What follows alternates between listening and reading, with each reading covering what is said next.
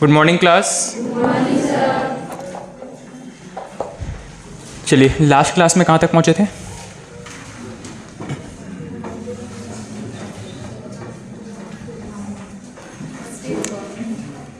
State government का topic complete हो गया था, राष्ट्रपति शुरू करना था।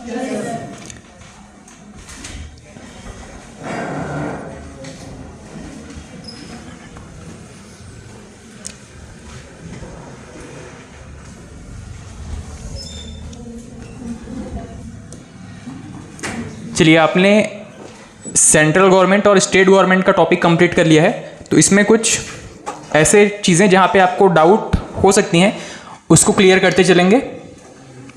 सबसे पहले हमने बात किया था केंद्र सरकार के बारे में, और केंद्र सरकार में जब हम सरकार की बात करते हैं तो इसमें कौन शामिल होता है? सरकार में कौन शामिल होता है? मंत्री परिषद।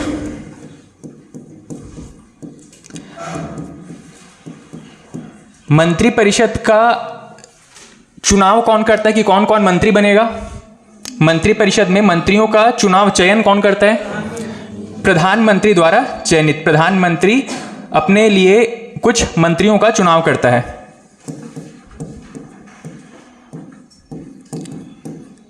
ठीक, और इनकी अपॉइंटमेंट कौन करता है? राष्ट्रपति। ठीक है, किसी व्यक्ति को जब मंत्री परिषद में शामिल किया जाता है तो उसको मंत्री का पद भी मिलता है, और उस पद के ऊपर साइन कौन करता है? उस डॉक्यूमेंट के ऊपर साइन करने का काम किसका होता है? राष्ट्रपति का। जब तक राष्ट्रपति का साइन नहीं होगा तब तक उनको मंत्री का पद प्राप्त नहीं होगा। वैसे ही हमने बात किया था राज्य में सरकार के बारे में, और राज्य में जब सरकार की बात करेंगे तो इस सरकार में कौन शामिल होगा? राज्य केंद्र की सरकार में तो मंत्री परिषद अपने प्रधानमंत्री के साथ, इसको हम कहेंगे केंद्र की सरकार। राज्य में जब सरकार भी कहते हैं तो इसमें कौन शामिल होगा? विधान परिषद। मंत्री परिषद ही होगा यहां पर वो राज्य स्तर के मंत्री होंगे। राज्य में जो मुख्यमंत्री है अपने लिए भी मंत्री चुनेगा, तो यहां पे जो मंत्री परिषद है किसके साथ में? अपने मुख्यमंत्री के साथ में। सबसे पहले सीएम को चुना जाएगा और वो अपने लिए मंत्रियों का एक समूह चुनेगा, इसी को हम मंत्री परिषद कहते हैं, पर वो राज्य स्तर पर है। ठीक है, तो इसको हम कहेंगे राज्य में सरकार। मंत्री परिषद की नियुक्ति किसके द्वारा की जाएगी? मतलब मंत्रियों का चुनाव किसके द्वारा किया जाएगा? यहां पर सीएम द्वारा चयनित। जब सीएम का चुनाव हो जाता है उसके बाद में जब सीएम की अपॉइंटमेंट हो जाती है तब वो अपने लिए एक मंत्रियों का समूह चुनता है, और इन मंत्रियों की नियुक्ति किसके द्वारा की जाती है? गवर्नर के द्वारा।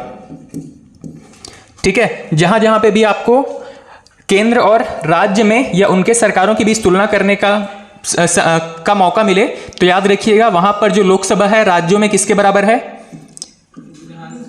केंद्र में लोकसभा, राज्यों में वही चीज विधानसभा है। केंद्र में जो राज्यसभा है वो चीज विधान परिषद। विधान परिषद या विधानमंडल। विधान परिषद। केंद्र में इन दोनों को मिलाकर के हम क्या कहते हैं? संसद। संसद के 2 सदन, और इनको राज्य में विधानमंडल। राज्य विधानमंडल कहते हैं, जिसमें कि विधानसभा और प्लस विधान परिषद शामिल है। संसद का जो संरचना है वो किसको मिलाकर के कंप्लीट होता है? राष्ट्रपति को। और इसी के समतुल्य राज्य में कौन सा एक व्यक्ति है, कौन सा पद है? गवर्नर का। ठीक, इसमें तो कोई कंफ्यूजन नहीं रह गया है। केंद्र में जैसा लोकसभा है वैसे ही राज्यों में विधानसभा है। केंद्र में लोकसभा और केंद्र में जो राज्यसभा है उसके जैसा ही विधान परिषद। केंद्र में राष्ट्रपति, राज्यों में गवर्नर। अब ये बताइएगा, केंद्र में लोकसभा होना तय है, कंफर्म है, हमेशा रहेगा?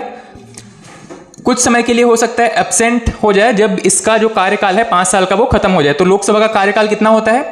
5 वर्ष। विधानसभा का कार्यकाल कितना होता है? 5 वर्ष। राज्यसभा का कार्यकाल कितना होता है? डिफाइंड नहीं है। ठीक है, राज्यसभा के सदस्यों का कार्यकाल कितना होता है? 6 वर्ष। वैसा ही विधान परिषद हर एक राज्य में है क्या? नहीं है। हर जगह में जहां पर भी होगा वहां पर इनका कार्यकाल फिक्स है क्या? नहीं। विधान परिषद का भी कोई कार्यकाल नहीं बताया गया है, बल्कि किसका कार्यकाल बताया गया है? सदस्यों का कार्यकाल बताया गया है। कितना? 6 वर्ष। ठीक है, सदस्यों का कार्यकाल कितना है? 6 वर्ष। राष्ट्रपति, वैसे तो हम आगे पढ़ेंगे पर सामान्य जानकारी आपकी होगी, कितना कार्यकाल होता है इनका? 6 वर्ष या 5 वर्ष? कंफर्म? गवर्नर का? इसका भी निर्धारित नहीं है। अगर सामान्य तौर पर सरकार काम कर रही है तो इसका भी कार्यकाल माना जाता है कि 5 वर्ष है, पर इसके लिए एक शब्द यूज होता है, राष्ट्रपति के प्रसाद पर्यंत। राष्ट्रपति के प्रसाद पर्यंत। राष्ट्रपति के प्रसाद पर्यंत, इसका मतलब है, प्रसाद पर्यंत का मतलब है कि उनकी इच्छा के अनुसार, उनकी जब तक मर्जी है तब तक गवर्नर को अपॉइंट करके रखेंगे, चाहे तो 1 साल में ही चेंज कर दे, 2 साल में चेंज कर दें, या पूरा कार्यकाल 5 साल का कंप्लीट होने तक उनको बनाए रखें। ठीक। उसके बाद में हमने लोकसभा के कुछ पदों की चर्चा की थी। लोकसभा में जैसे कि सबसे पहले तो सामान्य रूप से सभी के सभी सांसद के रूप में चुन करके आएंगे। ठीक है। सांसद के रूप में जिस दिन इनकी पहली बैठक होगी उस दिन उस बैठक की अध्यक्षता करने के लिए एक व्यक्ति को चुना जाएगा। इसको हम क्या कहते हैं? Protem speaker. इस प्रोटेम स्पीकर की जिम्मेदारी क्या है? सबसे पहले एक स्पीकर का चुनाव और सभी सांसदों को शपथ दिलाना। एक स्पीकर का चुनाव और सभी सांसदों को शपथ दिलाना। सभी सांसदों को पहले शपथ दिलाया जाता है, उसके बाद में एक व्यक्ति का चुनाव किया जाता है, जिसको हम स्पीकर कहते हैं। उसके बाद में अगली बैठक से मुख्य रूप से वहां पे कार्यवाही का जिम्मेदारी किसका होगा? स्पीकर का। अब ये बताइएगा कि प्रोटेम स्पीकर का कार्यकाल कितना है? प्रोटेम स्पीकर का कार्यकाल कितना है? मतलब हो सकता है कि इसका कार्यकाल सिर्फ 1 दिन का हो। सामान्य रूप से सांसद के रूप में इसका कार्यकाल कितना होगा? 5 वर्ष। और प्रोटेम स्पीकर के रूप में जब वो चयनित है कुछ समय के लिए, तब उसका कार्यकाल कितना है? हो सकता है कि सिर्फ 1 दिन के लिए हो। मतलब यहां पे कुछ भी डिफाइंड नहीं है। जैसे ही प्रोटेम स्पीकर के रूप में वो अपने दायित्वों का निर्वाह खत्म कर देगा, वैसे ही ये पद समाप्त हो जाएगा। उसके बाद से मुख्य जिम्मेदारी किसकी हो जाती है? स्पीकर की। स्पीकर का कार्यकाल कितना है? स्पीकर का कार्यकाल भी याद रखिए कहीं पे भी निर्धारित नहीं है, क्योंकि ये सांसद के रूप में काम करता है, तो सांसद के रूप में इसका कार्यकाल कितना है? 5 वर्ष। पर स्पीकर के लिए अलग से कहीं पर भी ये नहीं बताया गया कि एक स्पीकर जब नियुक्त हो जाता है तो वो 5 वर्ष काम करेगा या 3 वर्ष काम करेगा, ऐसा कुछ भी कहीं पे नहीं बताया गया। ठीक है। उसके बाद में शपथ। ये जो स्पीकर है वो किस पद की शपथ लेता है? हर एक व्यक्ति यहां पर जो चुनाव जीत करके आ रहा है कुछ शपथ लेता है ना। स्पीकर नाम से कोई भी अलग से शपथ नहीं दिया जाता है। वो किस रूप में शपथ लेगा? यहां पर जो प्रोटेम स्पीकर सभी सांसदों को जब शपथ दिलाएगा, उसी में ये भी स्पीकर भी एक सांसद के रूप में ही शपथ लेगा। ठीक है। उसके बाद में राज्यसभा में वहां पर भी यही सेम चीज लागू हो जाती है। वैसे तो राज्यसभा कभी भंग नहीं होती है। ठीक है। हर कितने साल में नए मंत्री चुन करके आते हैं? कितने सांसद नए चुन करके आते हैं? 1/3 नए सांसद कितने वर्ष में? प्रति 2 वर्ष में। उसके बाद में राज्यसभा में जो अध्यक्षता करता है उस व्यक्ति को क्या कहते हैं हम? सभापति नाम से जानते हैं। और सभापति के रूप में कौन कार्यरत रहता है? उपराष्ट्रपति।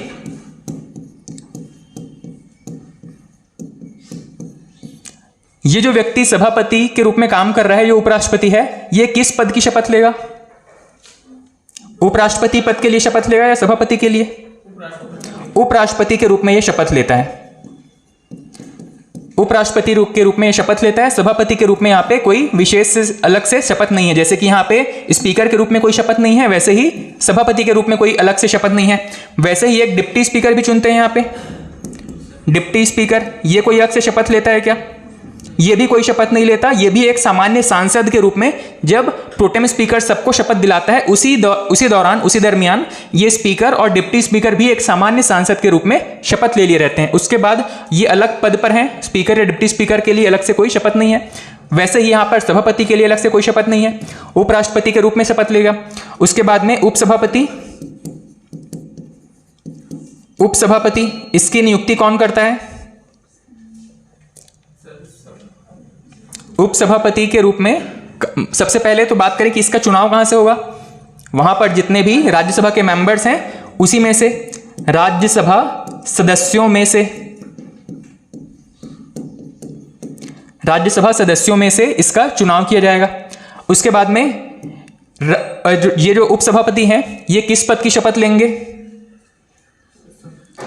ये जो शपथ लेंगे किस पद की शपथ लेंगे। एक तो ये सांसद के रूप में कार्यरत है, दूसरा उपसभापति नाम का पोस्ट मिल गया इनको, किस पद की शपथ लेंगे, सांसद के रूप में शपथ लेंगे। ठीक है, सभापति के रूप में कोई अलग से शपथ नहीं है, उपराष्ट्रपति नाम से कोई, उपसभापति नाम से कोई शपथ नहीं है। ये शपथ किस पद की लेंगे, सांसद पद की शपथ लेंगे। नेक्स्ट चीज, अब हमने बात किया था कि संसद में लोकसभा और राज्यसभा को मिला करके एक सरकार का गठन किया जाता है। ठीक, सरकार कहने का मतलब था प्रधानमंत्री और इसकी मंत्रिपरिषद, प्रधानमंत्री और मंत्रिपरिषद। अब यहां पे सभी को, जितने लोग मंत्री के रूप में चुने गए हैं मंत्रिपरिषद में, उनको एक पद मिल जाता है मंत्री नाम से। ठीक है, अब ये अलग अलग स्तर पर हो सकते हैं, चाहे ये सभी मंत्रिपरिषद के सदस्य हो सकते हैं या फिर इनमें से कुछ लोग जो है वो मंत्रिमंडल के सदस्य हो सकते हैं। मतलब सभी के पास किसी न किसी रूप में मंत्री नाम का एक पद है। अब ये बताइएगा कि मंत्रियों की नियुक्ति कौन कर रहा है यहाँ पे, प्रधानमंत्री की सलाह पर राष्ट्रपति द्वारा इनकी नियुक्ति की जाएगी। प्रधानमंत्री जिनको जिनको चुनेगा उन्हीं की नियुक्ति करेगा राष्ट्रपति। राष्ट्रपति के पास अपनी स्वयं की शक्ति नहीं है कि वो किसी भी व्यक्ति को मंत्री बना दे। अब ये बताइएगा कि ये जो मंत्री हैं ये किस पद की शपथ लेते हैं।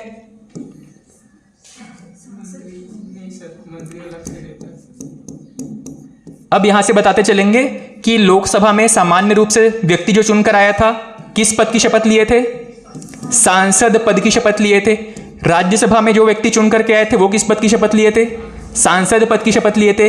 लोकसभा और राज्यसभा में जो अध्यक्ष हैं, लोकसभा में अध्यक्ष और राज्यसभा में सभापति, ये दोनों ही हाउसेस के जो अध्यक्ष हैं वो किस पद की शपथ लेते हैं, वो भी सामान्य रूप से सांसद पद की शपथ लेते हैं, अलग से कोई उनके लिए शपथ नहीं है। जितने लोगों को मंत्री बना लिया हमने, चाहे वो लोकसभा के कुछ सदस्य हों चाहे राज्यसभा के कुछ सदस्य हों, हमने ये पढ़ा है ना, किसमें तो कोई डाउट नहीं है कि दोनों हाउसेस से कुछ लोगों को मिला करके मंत्री बनाया जा सकता है। ठीक है, दोनों हाउसेस के कुछ मेंबर्स आकर के सरकार के रूप में काम कर सकते हैं। ठीक है, तो ये जो मंत्री हैं वो किस पद की शपथ लेते हैं। पहली चीज तो याद रखेंगे कि शुरुआत में तो सांसद थे सभी के सभी, तो सांसद पद की शपथ तो ये ले चुके हैं, और कोई शपथ लेंगे क्या। अब इनके बारे में बस एक एक्सेप्शन या अपवाद याद रखेंगे, जितने भी मंत्री हैं वो मंत्री के रूप में एक अलग से शपथ लेंगे, मंत्री के रूप में अलग से शपथ।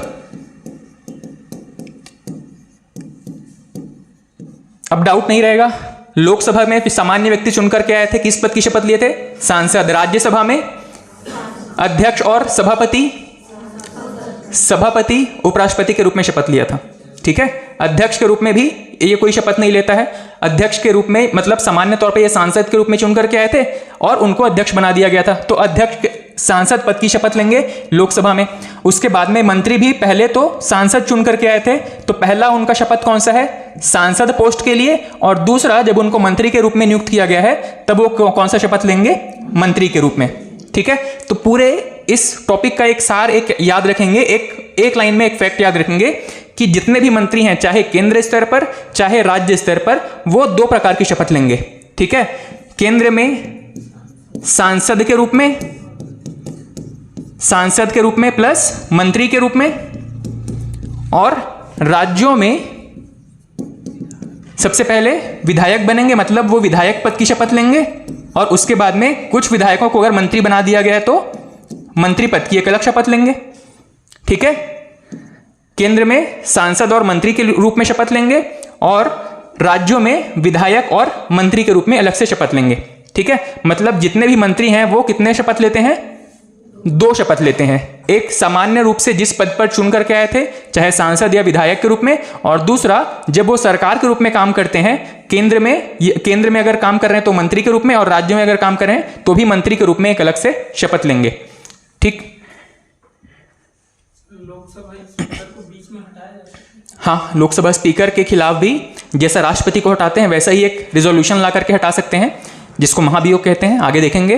पर सामान्य रूप से कोई पार्टी जब तक अपने बहुमत में है तब तक अध्यक्ष को हटाते नहीं है वैसे भी, ठीक।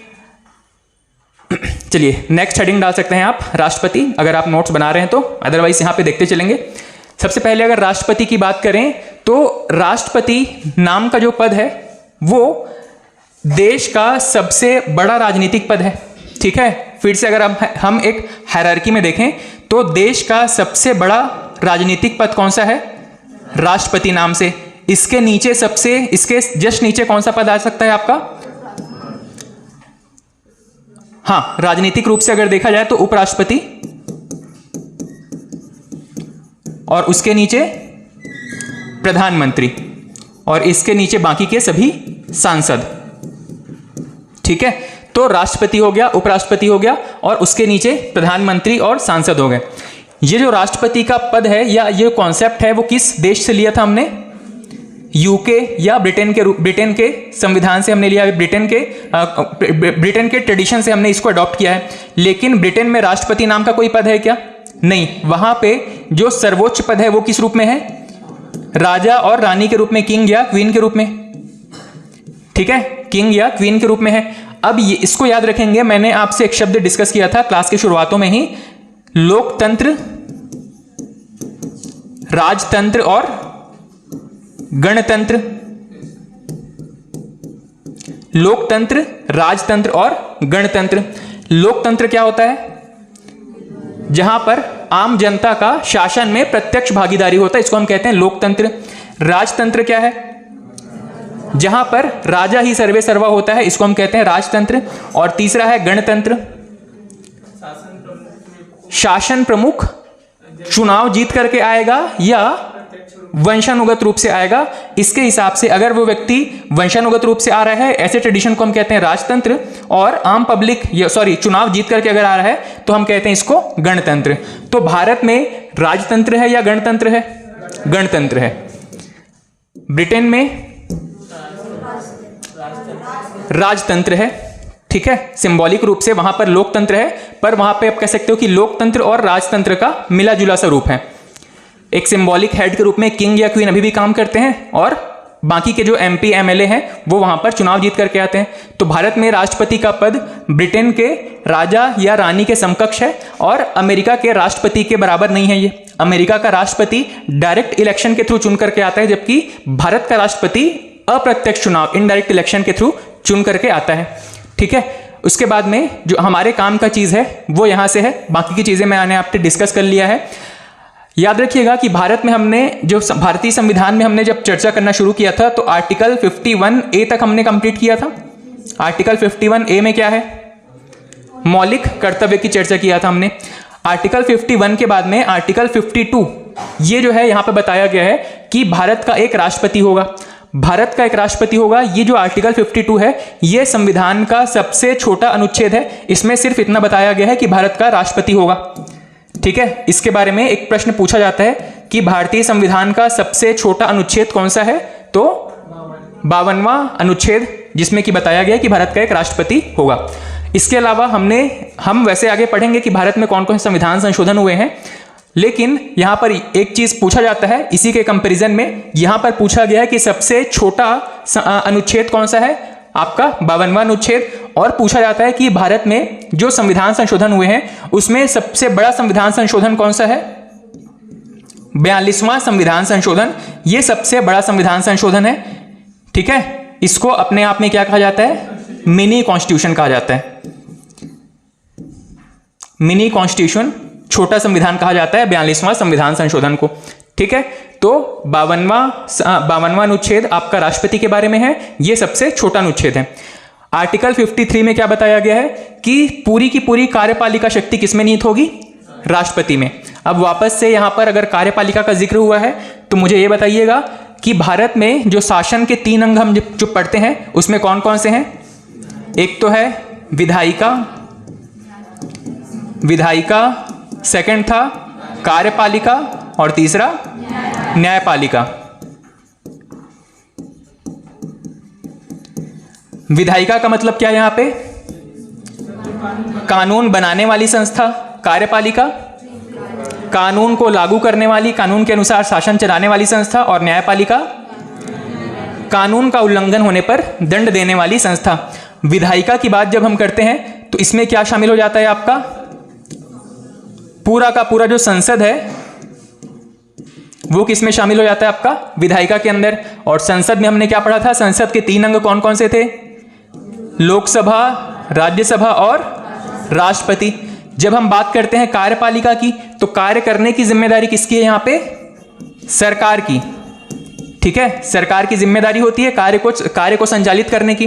अदरवाइज सारे के सारे सांसद काम करने लगेंगे तो इसमें तो जो जीते हुए प्रतिनिधि हैं वो भी और हारे हुए प्रतिनिधि वो भी शामिल हो जाएंगे, ठीक है। इसी वजह से यहाँ पर जितने व्यक्ति जीत करके आए हैं, जो पार्टी बहुमत में है, उसी में से जो काम कर रहे हैं यहाँ पे सरकार के रूप में, इसको हम कहते हैं कार्यपालिका, जिनकी जिम्मेदारी होती है पूरे दायित्वों का ठीक से निर्वाह करना, ठीक है। तो अब सरकार में कौन कौन शामिल होता है, सरकार में प्रधानमंत्री और इसका पूरा का पूरा मंत्री परिषद, काउंसिल ऑफ मिनिस्टर्स, मंत्री परिषद, ठीक। और न्यायपालिका के बारे में तो हम आगे चर्चा करेंगे। न्यायपालिका में वैसे देखा जाए तो भारत में एकल न्यायपालिका है, जिसमें कि जो कि एक हायरार्की के रूप में इस तरीके से सबसे ऊपर सुप्रीम कोर्ट, फिर हाई कोर्ट और उसके नीचे बहुत सारे लोअर कोर्ट्स अलग अलग जिलों में, अलग अलग राज्यों में, ठीक है। तो न्यायपालिका को फिलहाल अगर हम छोड़ दें तो यहां से वापस से कुछ क्वेश्चंस हैं, उसके जवाब देते चलेंगे। यहां पर एक शब्द का जिक्र आया, विधायिका। विधायिका मतलब यहां पर कानून बनाने वाली संस्था। कानून बनाने का काम किसका है, लोकसभा, राज्यसभा और राष्ट्रपति का। हमने एक चीज चर्चा किया था कि कोई भी कानून जब अपने इनिशियल स्टेज में होता है, शुरुआती दौर में होता है, तब हम इसको किस नाम से जानते हैं, बिल, या इसको हिंदी में क्या कहते हैं, विधेयक। कोई भी एक सामान्य अगर बिल की चर्चा करें या विधेयक की चर्चा करें तो इसकी शुरुआत लोकसभा या राज्यसभा से हो सकती है, डिपेंडिंग अपॉन कि वो किस तरीके का विधेयक है, ठीक है। अगर धन विधेयक है तो कहां से शुरू होगा, केवल लोकसभा से। और सामान्य रूप से कोई विधेयक है तो कहीं से भी शुरू हो सकता है, लोकसभा या राज्यसभा से। मान लीजिए कोई विधेयक लोकसभा से शुरू हुआ तो राज्यसभा चला जाएगा, और अगर राज्यसभा से शुरू हुआ है तो लोकसभा चला जाएगा पास होने के बाद में। उसके बाद में ये कहां जाएगा, राष्ट्रपति के पास साइन होने के लिए। राष्ट्रपति के साइन होते ही ये जो बिल था वो अब क्या बन जाएगा, एक्ट बन जाएगा, एक्ट या अधिनियम जिसको हम कहते हैं। जैसे कि रिप्रेजेंटेशन ऑफ पीपल्स एक्ट 1951, जैसे नागरिकता अधिनियम 1955, जैसे मोटर व्हीकल अधिनियम अभी कब आया था, 2019 के आसपास आया था क्या, ठीक है। जब भी आया था मतलब उस पूरे नियम के आगे क्या शब्द लगता है, एक्ट। नागरिकता अधिनियम, ठीक है, और नागरिकता अधिनियम 1955, वैसे ही आपके रिप्रेजेंटेशन ऑफ पीपल्स एक्ट, ये जितने भी बिल पास हो चुके होते हैं उनके आगे फिर क्या लगता है, एक्ट। अब ये प्रॉपर अधिनियम बन चुका है, इसका मतलब है कि राष्ट्रपति उस डॉक्यूमेंट पर अपनी सहमति दे चुके हैं, ठीक है। तो ये जो पूरा कानून बनने का काम था ये कहां से पास हुआ था, विधायिका से। मतलब ये लोकसभा में भी गया था, राज्यसभा में गया था और राष्ट्रपति के पास भी गया था। तो कोई भी जब कानून बनता है तो कानून बनने के दौरान उन्हें इस पूरे प्रोसेस से गुजरना पड़ता है। लेकिन जब हम बात करते हैं कि कार्यपालिका क्या होती है या एग्जीक्यूटिव क्या होता है, तो वहां पर कोई भी काम को करने की जिम्मेदारी प्रधानमंत्री और उसने अपने जिन चहेते लोगों को अलग अलग विभाग दिए हुए हैं उसको हम कहते हैं मंत्री परिषद। तो प्रधानमंत्री और मंत्री परिषद की जिम्मेदारी होती है किसी पूरे काम को कंप्लीट करने की, ठीक। तो यहां पे पूरी की पूरी कार्यपालिका शक्ति है। कार्यपालिका शक्ति का मतलब है, यहां पर कार्यपालिका शक्ति का मतलब है कि किसी भी प्रोग्राम, किसी भी स्कीम, किसी भी पॉलिसी को लागू करने की शुरू से आखिरी तक की जिम्मेदारी जिस सरकार की होती है, उस सरकार का मुखिया कौन है, अगर कायदे से देखा जाए तो आपका राष्ट्रपति। पूरा का पूरा काम राष्ट्रपति के नाम से किया जाएगा। लेकिन एक और चीज, एक और ट्विस्ट है इसमें, याद रखिएगा कि नाम किसका रहेगा, राष्ट्रपति का, लेकिन एक्चुअल में पावरफुल कौन है, यहां पे प्रधानमंत्री। ये यहां पर क्या है, वहां पे वास्तविक प्रमुख है, और यह एक यहां पे संवैधानिक प्रमुख है, जिसको आप कह सकते हैं सिंबॉलिक हेड है, ठीक है। सिंबॉलिक रूप से सिर्फ राष्ट्रपति का जिम्मेदारी सिर्फ इतना है कि वो किसी इंपॉर्टेंट डिसीजन पे अपनी सहमति दे, साइन करे, लेकिन वास्तविक रूप से बैकग्राउंड में जो काम करते रहते हैं वो कौन होते हैं, प्रधानमंत्री।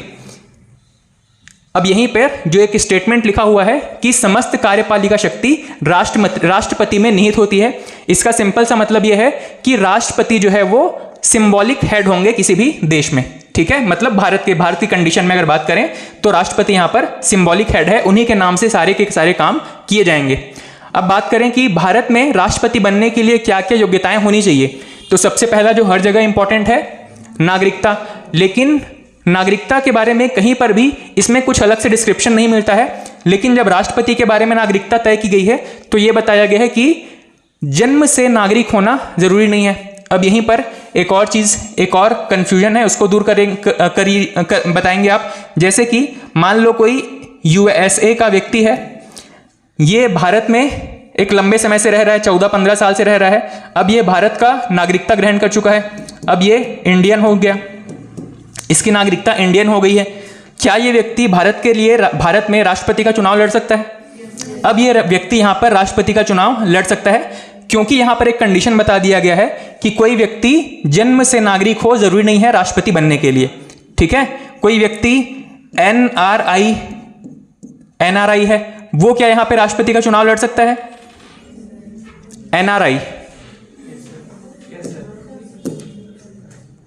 अब मुझे वापस से आप 3 चीजों के बारे में बताएंगे। एक हमने पढ़ा था एनआरआई, एक था ओसीआई, और एक तीसरा शब्द क्या था? Person of Indian origin. इन तीनों में मैंने एकदम क्रिस्टल क्लियर डिफरेंस आपको बताया था। कोई व्यक्ति, आप में से, हम में से, अगर कोई व्यक्ति अगर विदेश चला जाता है, विदेश चले तो गए हैं पर विदेशी नागरिकता नहीं है, विदेशी नागरिकता अभी तक हमने ग्रहण नहीं किया है, विदेशी नागरिकता हमने ग्रहण नहीं किया है, ठीक है। विदेश केवल गए हैं, विदेशी नागरिकता ग्रहण नहीं किए हैं। और जनरली जो विदेश गए हैं किस उद्देश्य से गए हैं? शिक्षा या नौकरी के उद्देश्य से। शिक्षा हो गया, नौकरी हो गया, भ्रमण हो गया, घूमने फिरने के उद्देश्य से। ऐसे किसी भी उद्देश्य से अगर देश के बाहर रह रहे हैं, जब तक हमारे पास विदेशी नागरिकता हमने ग्रहण नहीं किया है, मतलब हमारे पास भारतीय नागरिकता है, तब तक हम कह जाएंगे एनआरआई। और एनआरआई को जनरली हम भारतीय नागरिक ही कहेंगे, ठीक है। इसने अभी किसी दूसरे देश की नागरिकता ग्रहण नहीं की है, तब तक ये भारतीय नागरिक ही है। तो क्यों ये व्यक्ति चुनाव नहीं लड़ सकता राष्ट्रपति का? लड़ सकता है, अगर बाकी के क्वालिफिकेशंस को पूरा करता है तो कोई भी एनआरआई भारत में राष्ट्रपति का चुनाव लड़ सकता है।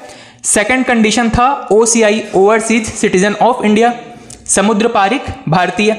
इसमें हमने क्या पढ़ा था? कोई व्यक्ति, उनका कोई मतलब माता या पिता में से कोई भारत का नागरिक था, उसके बाद कोई ऐसा व्यक्ति जो कि विदेश गया है और विदेश की नागरिकता ग्रहण कर चुका है, ऐसा व्यक्ति जो कि कभी भारतीय था किसी समय पे, पर अब भारतीय नागरिकता इसकी चली गई है, ऐसे व्यक्ति को हम कहते हैं OCI, overseas citizen of India. क्या ये व्यक्ति अब भारत में राष्ट्रपति का चुनाव लड़ सकता है? अब नहीं लड़ सकता है, क्योंकि इसकी भारतीय नागरिकता चली गई है। पर्सन ऑफ इंडियन ओरिजिन, इसमें आप जो बता रहे थे वो स्टेटमेंट ठीक है कि जिसके माता पिता या इसके पूर्वज कोई भी भारतीय नागरिक रहे हैं, उसको, ऐसे व्यक्ति को हम कहते हैं person of Indian origin. Origin मतलब मूल, जिसका मूल भारत से जुड़ा हुआ है, ऐसे व्यक्ति को हम कह रहे हैं पर्सन ऑफ इंडियन ओरिजिन। क्या ये व्यक्ति भारत का चुनाव लड़ सकते हैं, भारत में राष्ट्रपति का चुनाव लड़ सकते हैं? फिर से याद रखिएगा कि इनके पास भारतीय नागरिकता है क्या? क्या इनके पास भारतीय नागरिकता है? जब तक इनके पास भारतीय नागरिकता है तो भारत में राष्ट्रपति बन सकते हैं क्या? नहीं बन सकते हैं, ठीक है। तो इन तीनों ही केसेस में केवल एनआरआई ऐसे होंगे जो कि भारत के नागरिक होंगे और भारत में राष्ट्रपति का चुनाव लड़ सकते हैं, ठीक है। उसके बाद में कुछ और क्राइटेरिया दिया गया है, जैसे कि मिनिमम एज कितना होना चाहिए? 35 वर्ष। उसके अलावा लोकसभा सदस्य बनने की योग्यता रखता हो। राष्ट्रपति के बारे में याद रखेंगे कि किस सदन का सदस्य बनने की योग्यता चाहिए इसको? लोकसभा का सदस्य बनने की योग्यता। अब यहां पे मुझे लोकसभा सदस्य बनने की योग्यता बता दीजिए आप लोग। सबसे पहली, उसकी नागरिकता कहां की होनी चाहिए? भारत की, भारतीय नागरिक होना चाहिए लोकसभा सदस्य बनने के लिए। उम्र कितना होना चाहिए? 25 वर्ष। 25 है या 30 वर्ष था? 25 वर्ष।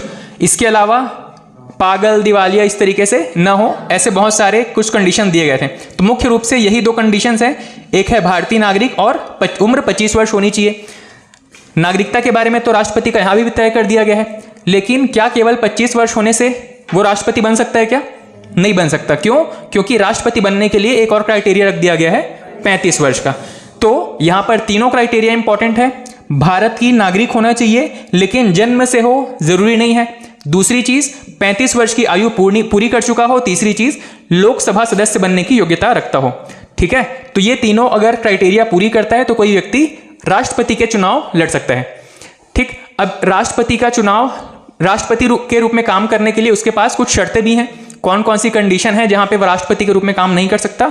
तो सबसे पहली चीज कि किसी भी सदन का सदस्य ना हो। अब सदन कहने का मतलब क्या है? यहाँ पे लोकसभा, राज्यसभा, विधानसभा, विधान परिषद क्या है?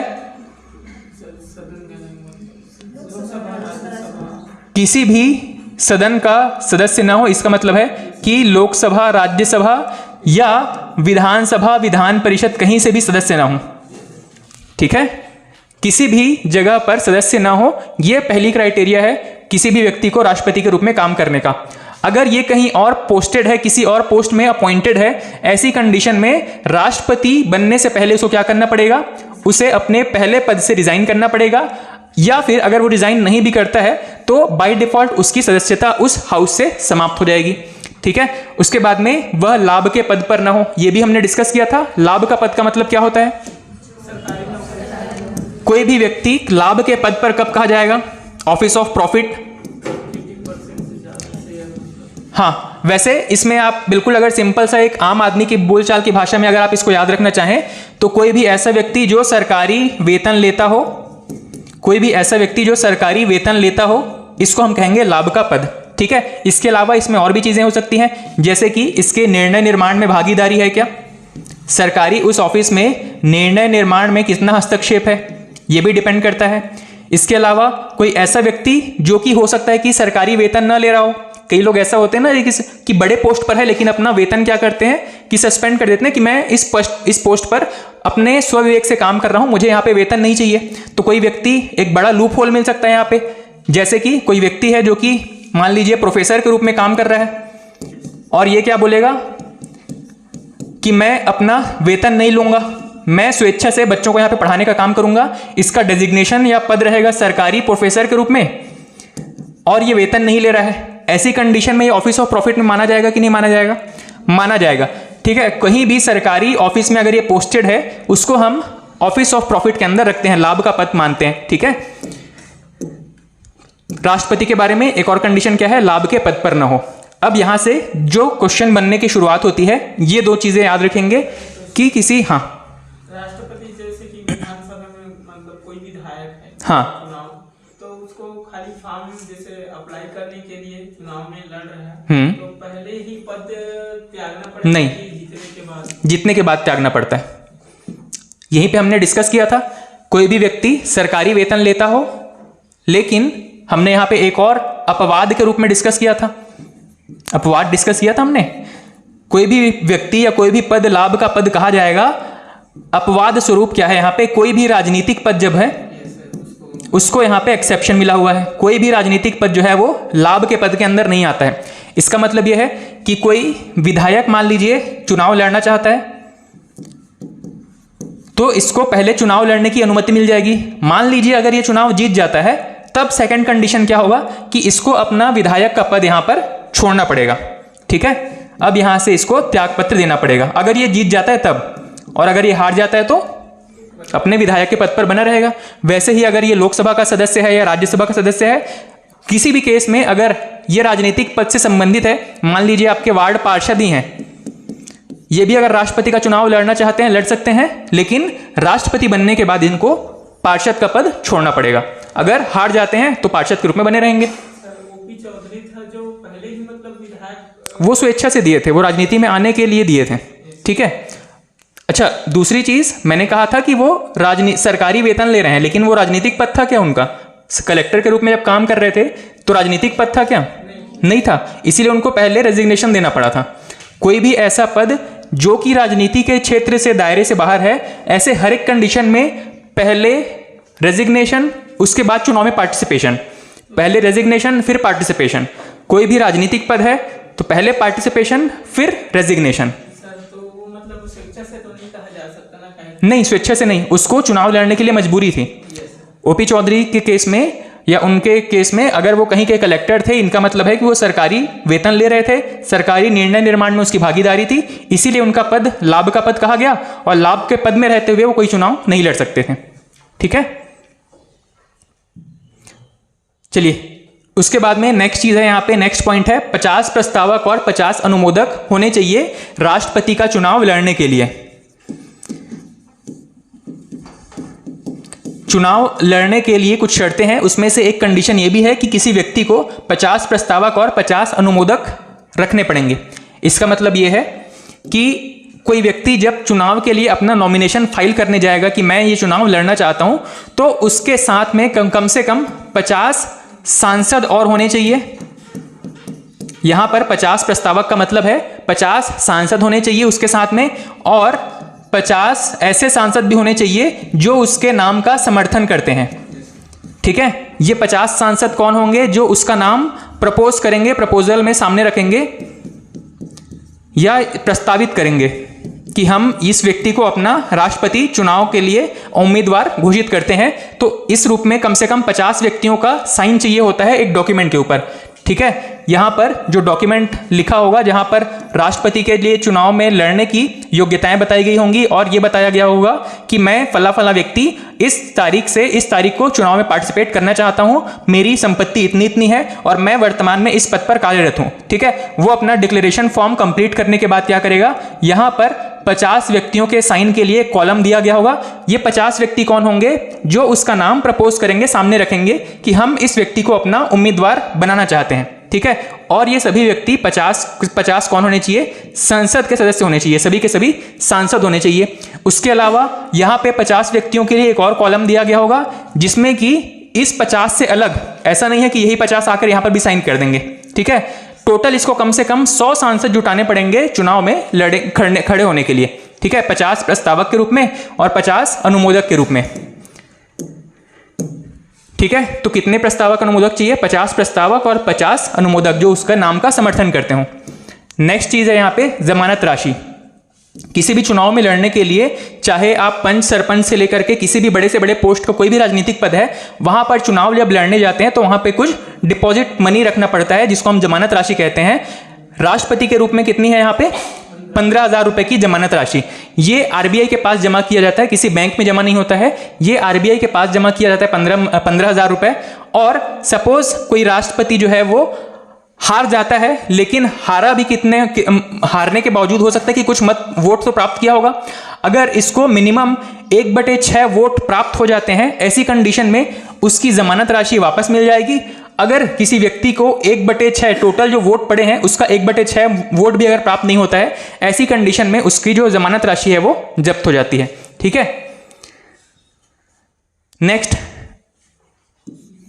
ये वापस से बहुत इंपॉर्टेंट टॉपिक है, उसके निर्वाचक मंडल में कौन कौन भाग लेंगे। मतलब आप सीधा सीधा इसको सामान्य भाषा में कह सकते हैं कि वोटर कौन होंगे राष्ट्रपति के चुनाव के लिए। ठीक है, वोटर कौन कौन होंगे? तो सबसे पहले संसद के दोनों सदन, लोकसभा और राज्यसभा, दोनों सदन के सदस्य जो कि निर्वाचित हैं, निर्वाचित या इलेक्टेड हैं यहां पे। अब ये कंडीशन रखने की जरूरत क्यों पड़ी? हाँ, यहां पे राष्ट्रपति को किसी भी तरीके का अवैध बेनिफिट ना हो, अवैध फायदा ना हो, इस वजह से ये कंडीशन रखा गया है। क्या कंडीशन था? सबसे पहले कि उसे लोकसभा और राज्यसभा के जितने सदस्य हैं वो राष्ट्रपति के लिए वोट दे सकते हैं, लेकिन किस प्रकार के? केवल और केवल निर्वाचित प्रतिनिधि जो हैं, केवल निर्वाचित सांसद जो हैं वही यहां पे वोटिंग में पार्टिसिपेट करेंगे। इसमें कौन पार्टिसिपेट नहीं कर सकते हैं? तो लोकसभा में जो एंग्लो इंडियन होते थे, ठीक है, लोकसभा में कुछ सीटें थी पहले आंग्ल भारतीय के रूप में, आंग्ल भारतीय के रूप में जो सीट होती थी, तो ये जो एंग्लो इंडियन थे ये पार्टिसिपेट नहीं कर सकते थे। ठीक है, लोकसभा में टोटल 550 प्लस 2 सीट हुआ करती थी, ये 2 सीट किसके लिए आरक्षित हुआ करते थे? आंग्ल भारतीय के लिए। तो जब भी राष्ट्रपति के इलेक्शन होते थे तो यही 550 मेंबर्स भाग लेते थे। इसमें से जितने भी उस समय अपने पद पर बने हुए हैं वो व्यक्ति यहां पे भाग लेंगे। इन 2 व्यक्तियों को कभी भी वोटिंग में मौका नहीं दिया जाता था। ठीक है, अब तो वैसे ये पोस्ट खत्म हो चुका है। ठीक है, आंग्ल भारतीय अब एग्जिस्ट नहीं कर रहे हैं, मतलब पोस्ट इनका वेकेंट है, ये सीट ही खत्म कर दिया गया है। ठीक है, उसके अलावा राज्यसभा की जब बात करें तो राज्यसभा में भी नॉर्मली हमारे विधायकों के द्वारा चुने गए प्रतिनिधि भाग लेते हैं। ठीक है, तो जो भी व्यक्ति इलेक्शन जीत करके गया है इसको हम कहेंगे निर्वाचित, लेकिन कुछ व्यक्तियों को यहाँ पे राष्ट्रपति मनोनीत भी करता था। ठीक है, कितने व्यक्तियों को? 12 व्यक्तियों को, अलग अलग क्षेत्र से, साहित्य, कला, विज्ञान, ठीक है, इस तरीके के 12 व्यक्तियों को अलग अलग क्षेत्रों से नॉमिनेट किया जाता था। क्या ये 12 व्यक्ति यहाँ पे भाग लेंगे वोटिंग में? नहीं, ये 12 व्यक्ति भाग नहीं लेंगे। केवल और केवल 238 जो बचे हुए मेंबर हैं जो कि इलेक्टेड हैं, यही पार्टिसिपेट करेंगे राष्ट्रपति के इलेक्शन में। ठीक है, यही बात यहां पर लिखी गई है कि संसद के दोनों सदनों के केवल और केवल कौन से सदस्य?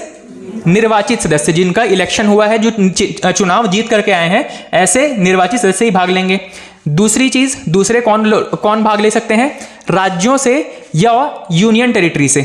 जहां जहां पे भी राज्यों में और यूनियन टेरिटरी में जहां जहां पर भी विधानसभा है, उन विधानसभाओं के निर्वाचित सदस्य। याद रखिएगा, कुछ ऐसे राज्य भी हैं जहां पे विधानसभा भी है, विधान परिषद भी है। विधान परिषद वाले भाग ले रहे हैं क्या? नहीं, केवल और केवल विधानसभा भाग लेंगे। अब यहां पर याद रखिएगा, इसको आप बिल्कुल सामान्य रूप से अगर कैटेगराइज करना चाहें तो आप ये कह सकते हैं लोकसभा और राज्यसभा के सभी निर्वाचित सदस्य, इसके अलावा सभी विधानसभा के निर्वाचित सदस्य,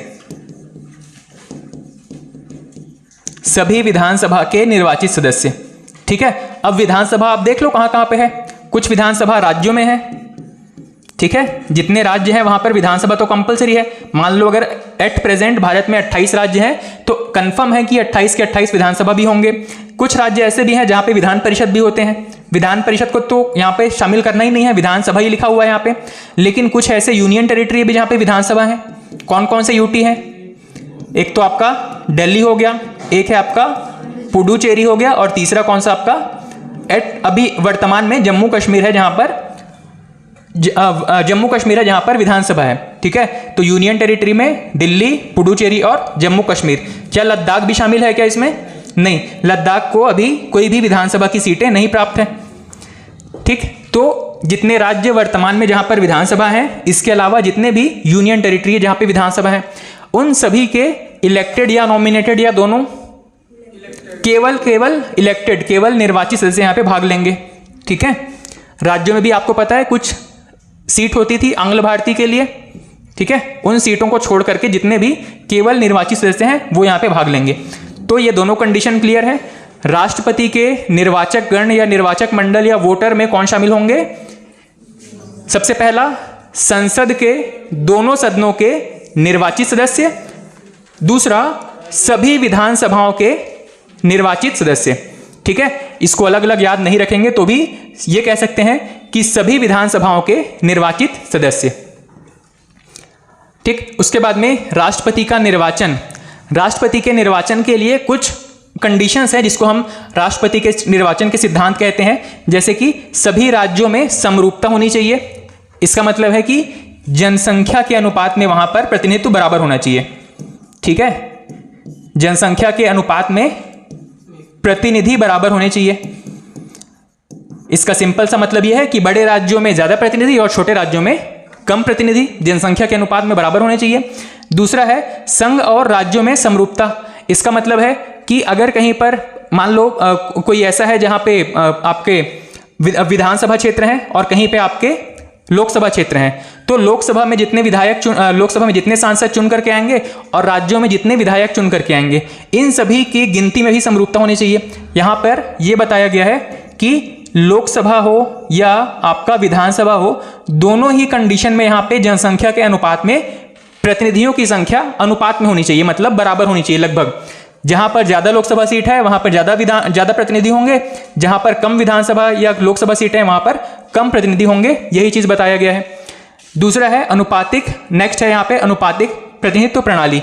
ये बताया गया है कि जनसंख्या का अनुपात हर जगह लगभग बराबर होना चाहिए। मतलब जब भी नए चुनाव होते हैं तो सरकार के द्वारा एक समिति का गठन किया जाता है, इसको हम कहते हैं परिसीमन आयोग। परिसीमन आयोग या परिसीमन समिति। इस परिसीमन समिति या परिसीमन आयोग का काम यह होता है कि जहां जहां पर भी किसी राज्य में मान लीजिए अलग अलग लोकसभा या राज्यसभा बाउंड्रीज हैं, तो उनका काम, परिसीमन आयोग का काम यह होता है कि इसको इस पूरे क्षेत्र में देखना है कि कितनी जनसंख्या है और लगभग हर क्षेत्र में बराबर जनसंख्या है या नहीं है। मान लीजिए यहाँ की जनसंख्या अब थोड़ी सी कम है, यहाँ पे जनसंख्या ज़्यादा है। पहली चीज़ कि क्षेत्रफल के अनुसार यहाँ पे कोई ध्यान नहीं दिया जाएगा, यहाँ से बस थोड़ा सा हिस्सा काट करके इसमें ऐड कर दिया जाएगा ताकि यहाँ पे जनसंख्या और यहाँ पे जनसंख्या बराबर हो सके। ठीक है, तो पहली कंडीशन जनसंख्या लगभग बराबर होनी चाहिए, जनसंख्या लगभग बराबर हो। क्या क्षेत्रफल के अनुसार भी कोई कंडीशन है? क्षेत्रफल यहां पे कोई भी मैटर नहीं करता, क्षेत्रफल चाहे कोई एरिया का बड़ा हो या छोटा हो, पॉपुलेशन के हिसाब से सारा का सारा खेल, सारा का सारा डिफाइन किया जाएगा उस एरिया को। ठीक है, मान लो यहां पर जनसंख्या कम थी तो यहां की थोड़ी सी जनसंख्या को इस क्षेत्र में मिला देंगे ताकि यहां पे और यहां पे जनसंख्या लगभग बराबर हो सके। और लगभग कहने का मतलब है कि 5,000, 10,000, 20,000 इस तरीके की जो जनसंख्या में आपका डिफरेंस आ सकता है एरिया वाइज में। ठीक है, परिसीमन आयोग इसके लिए गठित किया जाता है। ठीक, तो अनुपातिक प्रतिनिधित्व का मतलब है कि हर एक क्षेत्र से उतने ही प्रतिनिधि आने चाहिए जितने की वहां की ऑलमोस्ट अनुपात में जनसंख्या है। और उसके बाद में एक कंडीशन दिया गया है एकल संक्रमणीय मत पद्धति। इसके बारे में हम चर्चा कर चुके हैं कि वोटिंग में आपको एक वोट देने का अधिकार नहीं है, बल्कि आपको अपनी प्राथमिकताएं तय करनी है। ठीक है, इसी को हम कह रहे हैं एकल संक्रमणीय मत पद्धति। ठीक, अब यहाँ पे राज्यों में समरूपता के बारे में बताया गया है कि किस किस वर्ष के चुनाव से कैसा इसमें सीट वगैरह डिफाइन किया गया है। इसके बारे में हम बात कर चुके हैं कि 1971 की जनगणना के अनुसार लोकसभा और राज्यों में विधानसभा की सीटें तय की गई हैं। कब तक फिक्स रहेंगी? 2026 तक इनको फिक्स कर दिया गया है। ठीक, यहाँ पे ये बताया गया है कि जनसंख्या के अनुपात में वहाँ पे विधायक कितने हैं, और इसको यहाँ पे बस 1000 से भाग देने का मतलब ये था कि ये जो संख्या है वो थोड़ी सी छोटी निकल करके आए। ठीक है, 1000 से भाग नहीं देंगे तो भी चलेगा, इसको सिर्फ संख्या को छोटा करने के लिए इसको 1000 से भाग दिया गया है। इसके बारे में भी मैं चर्चा कर चुका हूं जब मैं आपसे आपका एकल संक्रमणीय मत पद्धति डिस्कस कर रहा था। ठीक है, इसके अलावा एक और चीज जो आपके सामान्य जानकारी के लिए एग्जाम में नहीं पूछा जाएगा कि अगर यहां पर शेषफल 500 से कम है तो कोई चेंजेस नहीं होंगे, और अगर ये 500 से ज्यादा होता है तो इसको, जैसे कि 0.5 हम कहीं पे एडजस्ट करना होता है, 0.6 है तो उसको +1 कर देते हैं, 0.4 है तो उसको बिना चेंज किए छोड़ देते हैं, इग्नोर कर देते हैं। उसी तरीके से यहाँ पे भी 500 से ज्यादा होगा तो वोट के टोटल साइज में या मत मूल्य में 1 ऐड कर दिया जाता है। ठीक है, ये चीज मैं आपको बता चुका हूं कि राज्यों में समतुल्यता कैसे निर्धारित की जाएगी। विधानसभा के सदस्यों का मत मूल्य और वहां पे इतने सांसदों का मत मूल्य है उसको लगभग बराबर करने की कोशिश की जाएगी। मतलब हर एक राज्य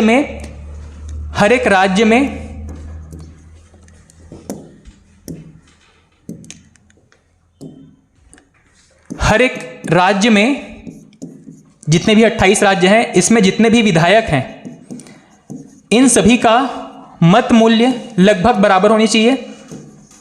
और ये बराबर निकल जाता है क्योंकि हम हमेशा देख रहे हैं कि जनसंख्या के अनुपात में विधायक होंगे और विधायकों का मत मूल्य ये यहां पे लगभग बराबर होना चाहिए,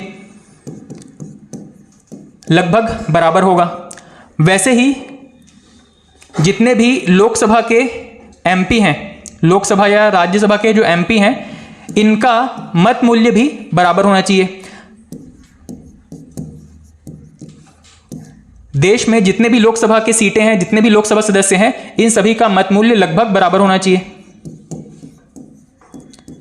ये दोनों कंडीशन रखी गई हैं। अब ये बताइएगा कि सभी विधायकों का मत मूल्य और सभी लोकसभा या राज्यसभा सदस्यों का मत मूल्य बराबर हो सकता है क्या?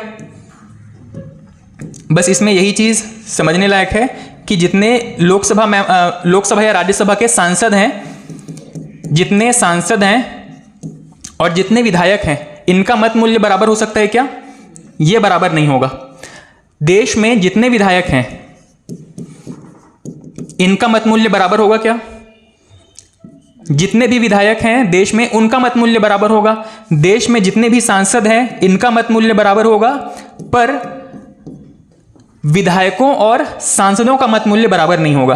बस ये एक डिफरेंस याद रखेंगे कि देश में अलग अलग राज्य हैं, अलग अलग राज्यों में नंबर ऑफ विधायक या नंबर ऑफ एमएलए अलग अलग होंगे, पर देश के अगर पूरा ओवरऑल विधायकों की संख्या निकालेंगे उस समय विधायकों का जो मत मूल्य है वो आपस में बराबर होगा, लगभग बराबर होगा, और वैसा ही जितने भी सांसद हैं उनका मत मूल्य लगभग बराबर होगा, लेकिन इनका आपस में वोट्स का जो वैल्यू है वो बराबर नहीं रहता है। ठीक है, यही चीज यहां पे मैथमेटिकल कैलकुलेशन में आपको बताया गया है। नेक्स्ट हम डिस्कस कर चुके हैं एकल संक्रमणीय मत पद्धति के बारे में। यहां पे हमको वरीयता या अपनी प्राथमिकता दर्ज करनी होती है, न कि किसी एक व्यक्ति को हम अपना पूरा वोट दे सकते हैं। जैसे कि ए बी सी डी यहां पर हैं तो इनको हम अलग अलग प्राथमिकता दे सकते हैं। ठीक है, यह पूरा था आपका एकल संक्रमणीय मत पद्धति के बारे में। उसके बाद में है राष्ट्रपति का कार्यकाल कितना बताया गया है? 5 वर्ष। 5 वर्ष से पहले समाप्त हो सकता है क्या? हो सकता है। मान लो हमको अब राष्ट्रपति पसंद नहीं आ रहा है प्रधानमंत्री को, तो उसके खिलाफ एक रेजोल्यूशन ला सकते हैं जिसको हम क्या कहते हैं? महाभियोग। क्या ये 5 वर्ष से ज्यादा भी कार्य कर सकता है क्या? हाँ, अगर राष्ट्रपति के चुनाव नहीं हुए हैं तब तक वो राष्ट्रपति के पद पर बना रहेगा। ठीक है, तो पहली चीज, राष्ट्रपति का एक सामान्य कार्यकाल कितना है? 5 वर्ष। क्या ये पहले भी हट सकता है? क्या ये अपने 5 वर्ष से ज्यादा भी काम कर सकता है? कर सकता है। ठीक, अब मान लो अगर राष्ट्रपति को शपथ दिलाना है, इसके बारे में भी हम बात कर चुके हैं, तो सबसे पहला प्रायोरिटी किसके पास है? सीजेआई। अगर वो भी एब्सेंट है तो सुप्रीम कोर्ट का कोई भी वरिष्ठ न्यायाधीश। ठीक है, वर्तमान में कितने न्यायाधीश हैं सुप्रीम कोर्ट में? 33। ठीक, 33 + 1 है या 32 + 1 है? कंफर्म? 33 + 1 है। 33 अन्य न्यायाधीश हैं और एक मुख्य न्यायाधीश हैं। इस प्रकार यहां पर एक सीजेआई के अलावा हमारे पास 33 ऑप्शन हमेशा अवेलेबल रहेंगे। कोई भी व्यक्ति छुट्टी पे है, मान लो सीनियर मोस्ट छुट्टी पे है, उसके नीचे जो सेकंड सीनियर मोस्ट होगा वो हमेशा अवेलेबल रहेगा, या उसके नीचे जो सीनियर मोस्ट है वो अवेलेबल रहेगा। इस तरीके से राष्ट्रपति का जैसे ही चुनाव होगा उसको शपथ दिलाने के लिए सीजेआई या उसके बाद में सेकंड प्रायोरिटी में कौन रहेंगे? कोई भी वरिष्ठ न्यायाधीश। उसके बाद में राष्ट्रपति का कार्यकाल किस तिथि से कैलकुलेट किया जाता है? जिस तिथि से पद धारण करेगा उस तिथि से इसका 5 वर्ष का कार्यकाल माना जाता है। ठीक है, जैसे ही यहां पे इसका शपथ लेने का काम कंप्लीट होता है वैसे ही यह माना जाता है कि वो अपने पद पर बन चुका है, पद पर अपने आ चुका है। ठीक, राष्ट्रपति की अनुपस्थिति में इसका उत्तराधिकारी कौन होगा? उपराष्ट्रपति। राष्ट्रपति का पद रिक्त होने के कितने समय के भीतर नए चुनाव होने चाहिए? 6 महीने के भीतर। अगर मान लो राष्ट्रपति वहां पर काम कर रहा था, राष्ट्रपति ने कुछ समय के लिए अपना पद छोड़ दिया है, उस समय तक कौन काम करेगा? उपराष्ट्रपति।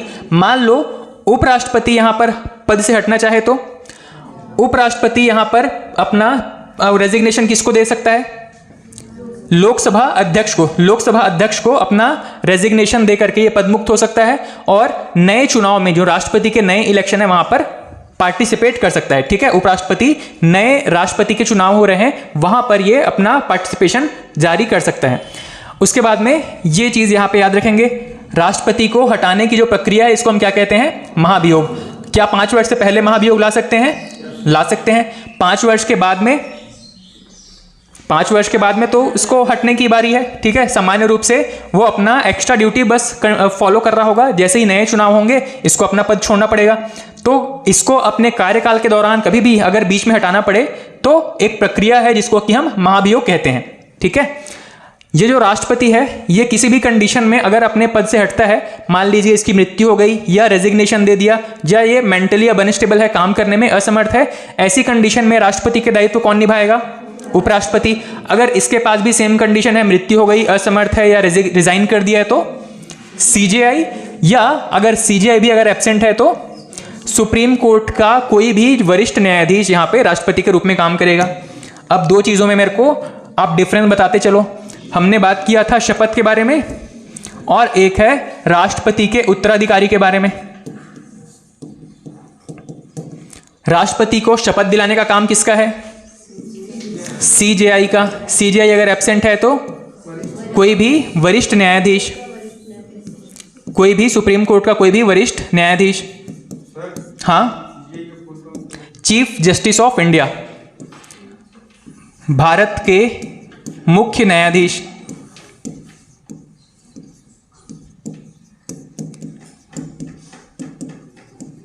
भारत के मुख्य न्यायाधीश, चीफ जस्टिस ऑफ इंडिया। तो कोई भी वरिष्ठ न्यायाधीश यहां पर पार्टिसिपेट करेंगे उनको शपथ दिलाने के लिए, ठीक है।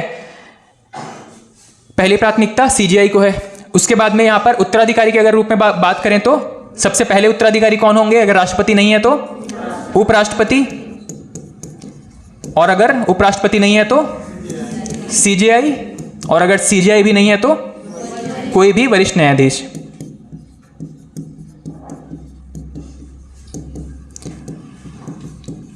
ठीक है, इस तरीके से शपथ में सीजीआई और वरिष्ठ न्यायाधीश, और उत्तराधिकारी के रूप में उपराष्ट्रपति, सीजीआई और कोई भी वरिष्ठ न्यायाधीश। ठीक, इस तरीके से कोई ऐसा व्यक्ति जो सीजीआई रहा हो और राष्ट्रपति के रूप में काम किया हो, ऐसा एकमात्र व्यक्ति कौन है? मोहम्मद हिदायतुल्ला। इनके भी नाम से शायद छत्तीसगढ़ में यूनिवर्सिटी चलती है, ठीक है, law university, Mohammad Hidayatullah law university. ठीक है, ये एकमात्र कार्यवाहक राष्ट्रपति रहे हैं। उसके बाद में हमने एक चीज शब्द डिस्कस किया था, महाभियोग। राष्ट्रपति को हटाने की प्रक्रिया को क्या कहते हैं? महाभियोग। कोई भी ऐसा कंडीशन जब ये लगे कि राष्ट्रपति अपने पद का ठीक से निर्वाह नहीं कर रहा है या फिर संविधान का उल्लंघन कर रहा है, अतिक्रमण कर रहा है, अपनी शक्तियों से ज्यादा बाहर जाकर के काम कर रहा है, ऐसे कंडीशन में महाभियोग लाया जा सकता है उसको हटाने के लिए। अब ये बताइएगा कि महाभियोग लाने की प्रक्रिया कहां पर ला सकते हैं? लोकसभा में या राज्यसभा में? दोनों जगहों पे ला सकते हैं। ठीक है, ऐसे जो बेसिक छोटे छोटे पॉइंट है उसको हम देखते चलते हैं कि सबसे पहला महाभियोग प्रस्ताव कब लाया जाएगा? कम से कम 14 दिन पहले उसको सूचना दी जाएगी राष्ट्रपति को, उसके बाद ही महाभियोग लाया जा सकता है। ठीक है, किस सदन में लाया जाएगा? किसी भी सदन में, चाहे लोकसभा में हो या चाहे राज्यसभा में। ठीक है, अब ये जो प्रपोजल लाया जाएगा एक प्रस्ताव के रूप में लाया जाएगा, और इस प्रस्ताव में कम से कम उस सदन के कितने मेंबर्स का सिग्नेचर चाहिए होगा? 25% मेंबर्स का सिग्नेचर चाहिए रहेगा।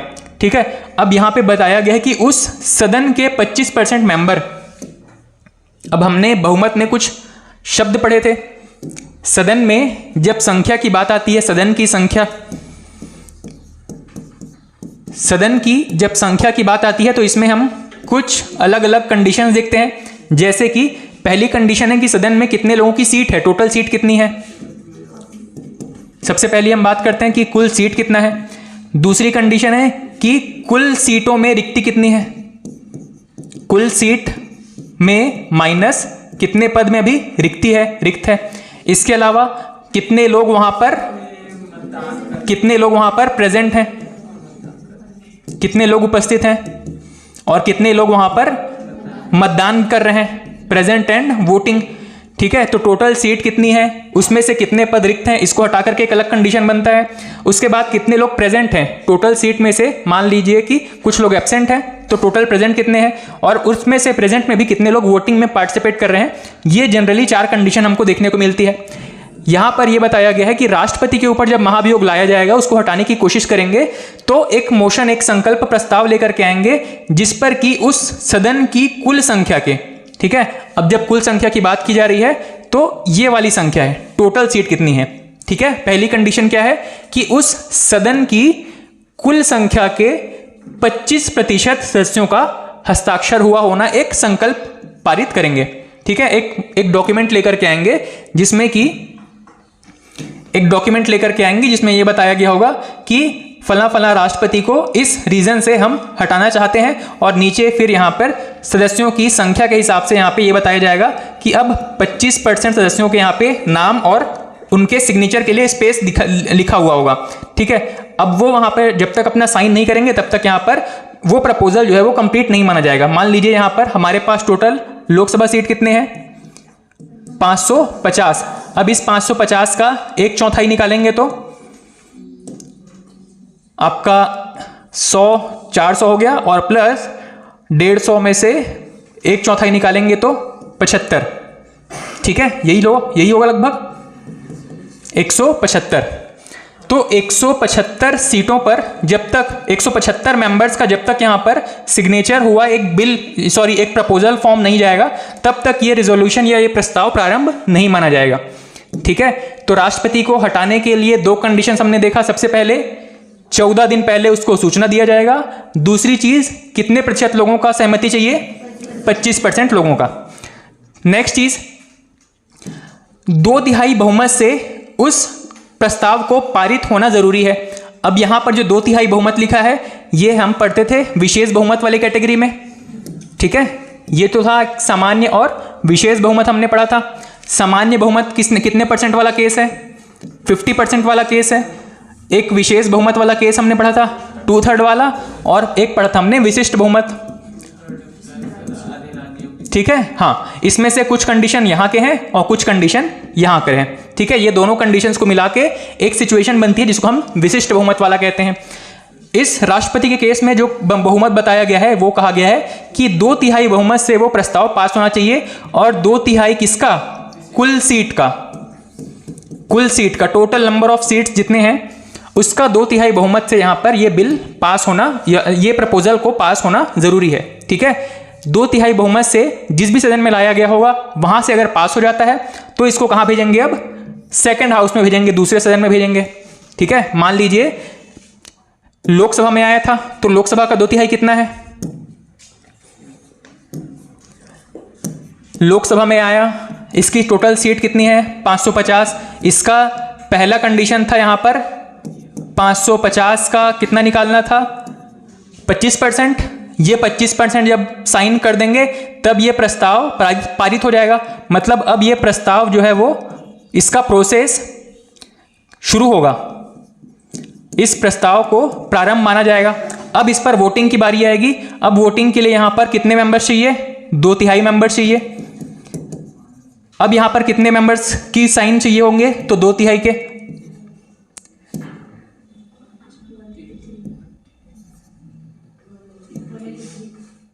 $183, या अगर ये पॉइंट में आएगा तो इसको हम कह सकते हैं 184, ठीक है। यहां पर कम से कम 184 मेंबर्स का सहमति अगर मिलता है तब ये कहां जाएगा? अब सेकंड हाउस में जाएगा, ठीक है। एक हाउस से पास हो गया, अब ये कहां जाएगा? सेकंड हाउस में। अब जाएगा ये राज्यसभा में।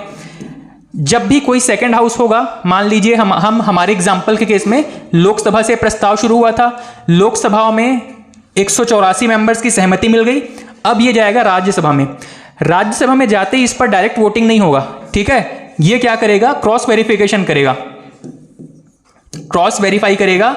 अब यहां पर राष्ट्रपति को बुलाया जाएगा और उसको बताया जाएगा कि आपके ऊपर महाभियोग लगा है, आप अपने पक्ष में क्या दलील देना चाहते हैं, ठीक है। अगर वो उनकी दलीलों से सहमत नहीं होते हैं और चाहते हैं कि राष्ट्रपति को हटाया जाए, ऐसी कंडीशन में राज्यसभा से भी अब इसको कितना बहुमत से पास करना पड़ेगा? 2/3 बहुमत से। और ये 2/3 कहां से निकालेंगे हम? राज्यसभा की कुल सीट की संख्या से। मतलब 250 में से 2/3 निकालेंगे।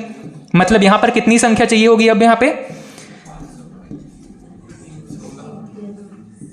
ठीक, 83 प्लस अगर पॉइंट में आते हैं तो इसको हम मान के चलेंगे 84 का इंटू 2 करेंगे तो 168, ठीक है। ये नंबर है आपका लोकसभा से पास होने के लिए और ये नंबर है आपका राज्यसभा से पास होने के लिए। जैसे ही लोकसभा और राज्यसभा से ये 2/3 बहुमत से जब ये रेजोल्यूशन पास हो जाएगा, अब ये राष्ट्रपति जो है अपने पद पर क्या माना जाएगा? अब इसका पद जो है वो रिक्त माना जाएगा। जैसे ही राज्यसभा में या सेकंड हाउस में उससे क्रॉस वेरिफिकेशन करने के बाद, उस पर बहुमत होने के बाद में ये नंबर जैसे ही हमको प्राप्त होगा, वैसे ही राष्ट्रपति का पद अब रिक्त माना जाएगा। अब एक नया प्रोसेस स्टार्ट किया जाएगा नए राष्ट्रपति के चुनाव के लिए, ठीक है। दोनों सदनों में जैसे ही 2/3 बहुमत पारित होता है, महाभियोग की प्रक्रिया पूरी हो जाती है, ठीक है। अब अगर महाभियोग के द्वारा किसी को हटा दिया गया है, उसके बाद में अगले 6 महीने के भीतर नए चुनाव करके नए राष्ट्रपति को लाना जरूरी है, ठीक है। कितने माह में? अगले 6 माह के अंदर। फिर यह बताया गया कि भारत में अभी तक किसी भी राष्ट्रपति पर महाभियोग नहीं लाया गया है। केवल एक बार था, नीलम संजीवा रेड्डी के खिलाफ लाने की बात हो रही थी पर लाया नहीं गया था, ठीक है। उसके अलावा राष्ट्रपति के चुनाव से संबंधित सभी विवाद कहाँ निपटाए जाएंगे? केवल और केवल सुप्रीम कोर्ट में। मान लीजिए कोई राष्ट्रपति है, काम कर रहा है, उसके इलेक्शन का मामला सुप्रीम कोर्ट में चला गया है। सुप्रीम कोर्ट में जाने के बाद उस राष्ट्रपति को अवैध रूप से अपने पद पर बना हुआ माना जाएगा और उस राष्ट्रपति का निर्वाचन समाप्त हो गया। इलेक्शन का जो पूरा प्रोसेस है, मान लीजिए उसी में धांधली हो गई थी और राष्ट्रपति को अपने पद से हटा दिया गया। अब इसने अपने पद पर रहने के दौरान, मान लीजिए कि ये 6 माह अपने पद पर था, इसने उस 6 महीने के दौरान कुछ साइन किए होंगे कुछ डॉक्यूमेंट्स पे। वो साइन वैलिड होंगे या नहीं होंगे? वो साइन वैलिड माने जाएंगे, मतलब इसका जो पूर्व में जो कार्य था वो सभी वैलिड रहेंगे। ठीक है, अपने पद पर बने रहने के दौरान उसने जो भी काम किए हैं वो सभी वैलिड बने रहेंगे। ठीक, इस अवधि के दौरान उसने जो भी कार्य किए होंगे सभी वैध होंगे। ठीक, तो राष्ट्रपति के बारे में ये कुछ बातें थी। नेक्स्ट है राष्ट्रपति की शक्तियों के बारे में। राष्ट्रपति के पास कौन कौन सी शक्तियां हैं? तो शक्तियों को वैसे हम इंडिविजुअली पढ़ सकते हैं कि राष्ट्रपति ये काम करता है, ये काम करता है, लेकिन इसको कुछ कैटेगरी में डिवाइड कर दिया गया है। इसी को हम सबसे पहले यहां पर देखने वाले हैं। जैसे कि कुछ ऐसी शक्तियां हैं जिसको कि हम एक कैटेगरी के अंदर रखते हैं। कौन सी कैटेगरी है? राष्ट्रपति की कार्यपालिका शक्ति। कार्यपालिका शक्ति का मतलब वापस से मुझे बताइएगा। हमने 3 शब्द पढ़ा था, विधायिका, कार्यपालिका और न्यायपालिका। विधायिका कार्यपालिका से हमें फिलहाल मतलब है, विधायिका में क्या काम होगा? विधि निर्माण का काम होगा और कार्यपालिका में इस विधि के अनुसार या कानून के अनुसार शासन चलाने का काम होगा। ठीक है, मतलब राष्ट्रपति के पास कुछ ऐसे पावर्स भी हैं जिनसे शासन चलाने में सहूलियत होती है। ठीक है, या शासन में उसका हस्तक्षेप हो सकता है। ऐसी सभी शक्तियों को हम किसके अंदर रखेंगे? राष्ट्रपति की कार्यपालिका शक्ति के अंदर। उसके बाद में कुछ इसकी शक्तियां हैं जिसको कि हम विधायी शक्तियां कहते हैं। यहां पर विधायिका या विधि निर्माण से संबंधित इसके पास हस्तक्षेप करने की शक्ति है। राष्ट्रपति के पास इस प्रोसेस में हस्तक्षेप करने की शक्ति है। इन्हीं शक्तियों को हम कहते हैं विधायिका शक्ति। उसके बाद कार्य के संचालन में इसके पास कुछ पावर्स हैं, इसको हम कहते हैं कार्यपालिका शक्ति। और तीसरा हम पढ़ते हैं न्यायपालिका, न्यायिक शक्तियां। तो राष्ट्रपति के पास न्यायपालिका में जो हस्तक्षेप करने की जो शक्तियां, इसको हम कहते हैं राष्ट्रपति की न्यायिक शक्तियां। ठीक है, कार्यपालिका शक्ति, विधायी शक्तियां, इसके अलावा कुछ हम देखेंगे आगे चल करके न्यायिक शक्तियां। शुरुआत करते हैं सबसे पहले कार्यपालिका शक्ति से। हमने एक कंडीशन पढ़ा था, राष्ट्रपति की कोई भी काम राष्ट्रपति के नाम से ही किया जाएगा। ठीक है, मंत्रिमंडल के द्वारा कोई भी काम किया जा रहा है वो किसके नाम से किया जाएगा? राष्ट्रपति के नाम से किया जाता है। ठीक, अब इसके तहत राष्ट्रपति के पास कुछ पावर्स हैं, जैसे कि प्रधानमंत्री का चुनाव कौन करते हैं? चुनाव की बात कर रहा हूं, यहां पर 2 शब्द हैं, उस पर वापस ध्यान दीजिएगा। एक मैंने कहा प्रधानमंत्री का चुनाव, एक शब्द होगा इसकी नियुक्ति, एक शब्द होगा यहां पे मनोनयन।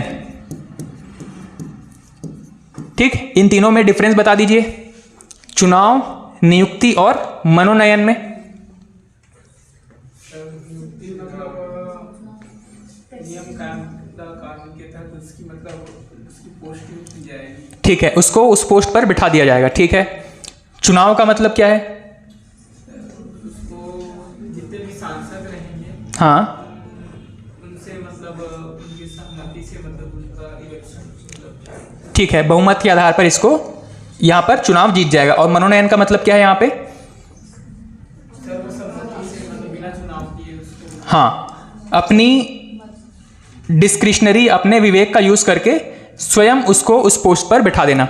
ठीक है, चुनाव कहने का मतलब क्या है? यहाँ पर एक इलेक्शन जैसा प्रोसेस यूज करना, जहाँ पर बाकी सदस्य उसको वोट में अपना एक एक वोट देंगे और उसके बाद में जिसको ज़्यादा वोट मिलेगा वो वहाँ पर उस पोस्ट पर अपॉइंट हो जाएगा। ये होता है इलेक्शन का प्रोसेस। नियुक्ति का मतलब है कि किसी व्यक्ति को उस पोस्ट पर बैठाने की अथॉरिटी किसके पास है। अगर वो अथॉरिटी उस पर साइन कर देता है तो माना जाएगा कि अब ये व्यक्ति जो है वो अपने पोस्ट पर नियुक्त हो गया है। तीसरी चीज होती है मनोनीत करने की।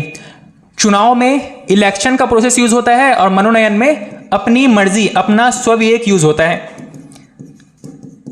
जैसे कि मैंने बताया था आपको, क्लास में एक मॉनिटर चूज करने के लिए दो ऑप्शन है, या तो सभी स्टूडेंट अपने बीच से किसी को वोट करेंगे कि हम इसको अपना प्रतिनिधि बनाना चाहते हैं, क्लास मॉनिटर बनाना चाहते हैं, या फिर टीचर की डिस्क्रिशनरी पावर है, उसकी स्वविवेकी शक्ति है कि वो चाहे तो किसी एक व्यक्ति को यहाँ पर क्या करे, क्लास का मॉनिटर बना दे।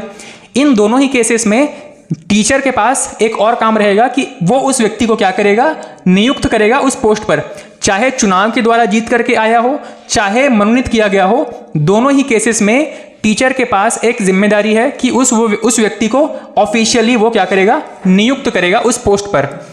यही चीज बताया गया है कि प्रधानमंत्री की नियुक्ति कौन करता है, राष्ट्रपति। प्रधानमंत्री का चुनाव कौन करते हैं, लोकसभा के सांसद। बिल्कुल छोटे छोटे पर टेक्निकल पॉइंट से इसको याद रखेंगे। लोकसभा के जितने सांसद हैं ये अपने बीच में से किसका चुनाव करते हैं, प्रधानमंत्री का चुनाव करते हैं, लेकिन इनकी नियुक्ति कौन करता है, राष्ट्रपति करता है। ठीक है, इसके डॉक्यूमेंट पे जब तक राष्ट्रपति के साइन नहीं होंगे तब तक ऑफिशियली इसको प्रधानमंत्री नहीं माना जाएगा। ठीक, तो दो चीजें हमने डिस्कस की। प्रधानमंत्री का चुनाव कौन करते हैं, सांसद। प्रधानमंत्री की नियुक्ति कौन कर रहा है, राष्ट्रपति। प्रधानमंत्री की सलाह पर बाकी के जितने मंत्रियों की नियुक्ति की जाती है वो कौन करेगा, राष्ट्रपति करेगा। ठीक है, ये हमने डिस्कस कर लिया क्लास की शुरुआत में ही। उसके बाद में बहुत सारे अलग अलग आयोग हैं, ये याद रखने की जरूरत नहीं है, पर इनकी सदस्यों की नियुक्ति भी कौन करता है, राष्ट्रपति। जो भी सेंट्रल लेवल के आयोग हैं उनकी ज्यादातर की नियुक्ति कौन करता है, राष्ट्रपति। उसके बाद इसको याद रखेंगे, जितने भी यूपीएससी के जितने मेंबर्स हैं और ज्वाइंट पीएससी। अब ज्वाइंट पीएससी क्या होता है, ज्वाइंट पीएससी क्या है, हाँ आप जो बता रहे थे ठीक बता रहे थे, बताओ क्या बता रहे थे। दो स्टेट का पीएससी, हाँ, एक ही विभाग के द्वारा कंडक्ट करवाया जाए, इसको कहा जाता है ज्वाइंट पीएससी।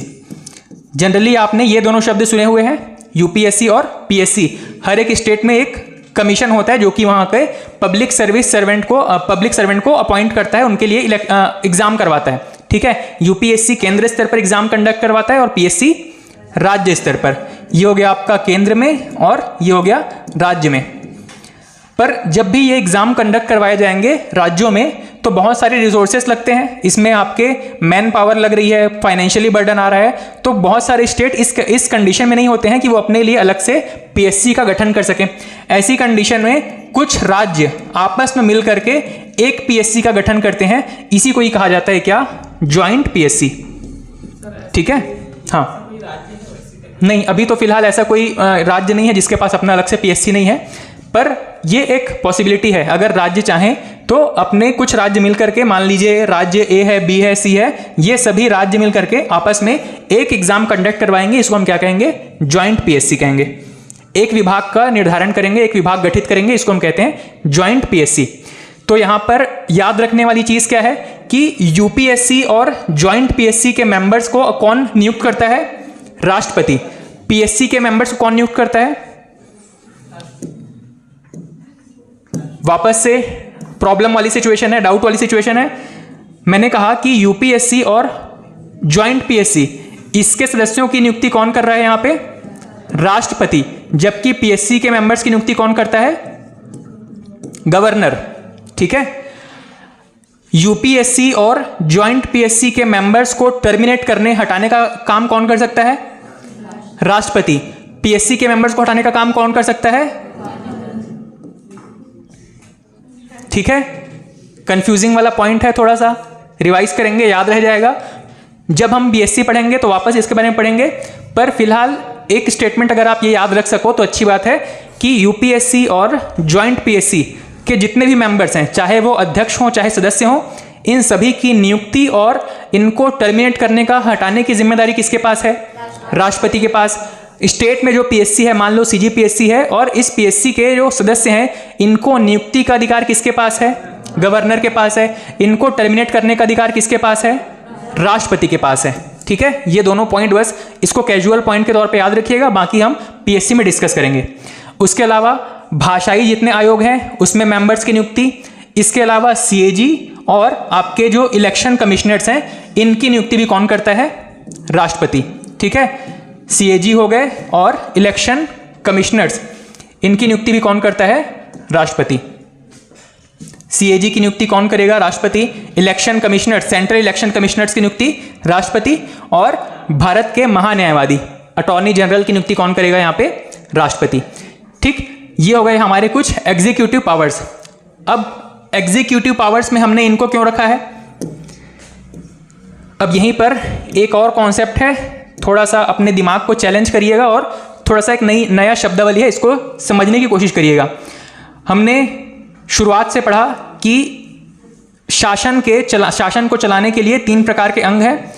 एक है विधायिका, एक है कार्यपालिका और एक है न्यायपालिका। विधायिका को हम जनरली 2 भागों में बांट लेते हैं, कार्यपालिका को जनरली हम 2 भागों में बांट लेते हैं। एक है हमारे परमानेंट,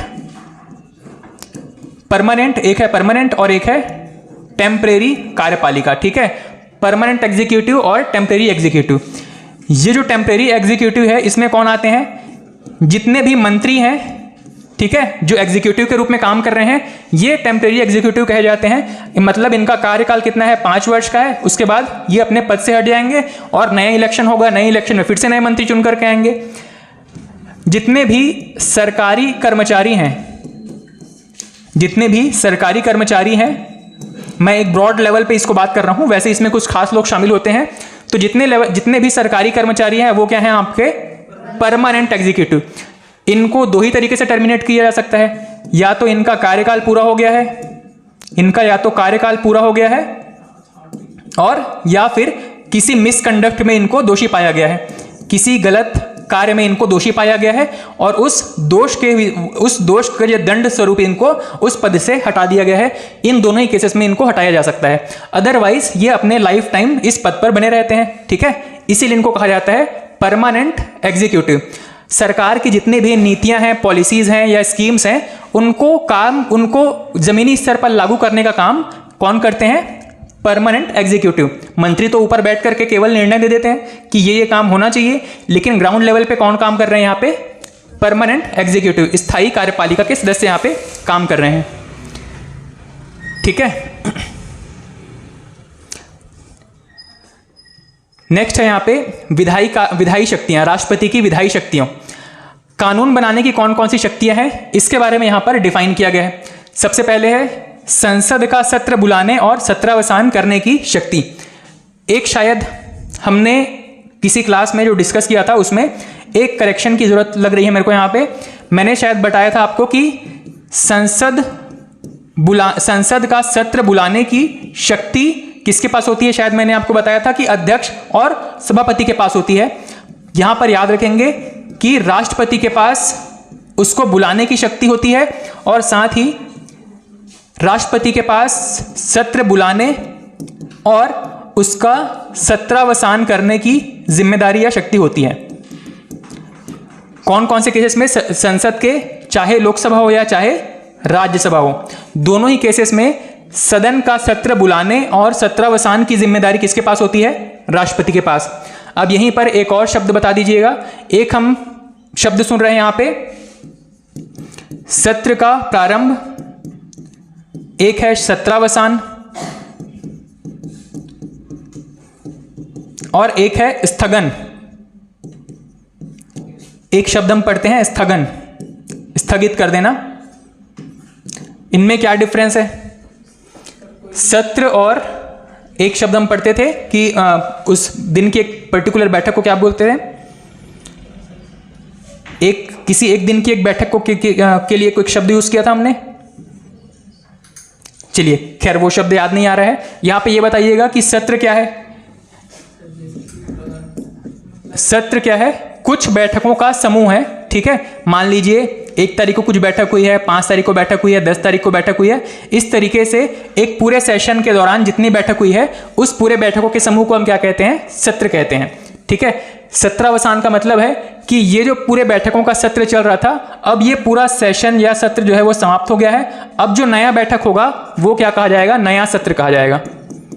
ठीक है, नया सत्र कहा जाएगा। वहां पे फिर से किसी एक डेट से बैठक शुरू होगी और एक फिक्स डेट तक वो बैठक चलती रहेगी। बीच में 1 दिन, 2 दिन, 4 दिन, 1 हफ्ते का गैप हो सकता है उसमें। वो पूरा सेशन कंप्लीट होगा, फिर से एक नया सेशन स्टार्ट होगा और वापस से यही प्रोसेस स्टार्ट हो जाएगा। तो सत्र को बुलाने मतलब पहला सत्र बुलाने और सत्र को समाप्त होने की घोषणा करने का पावर किसके पास है?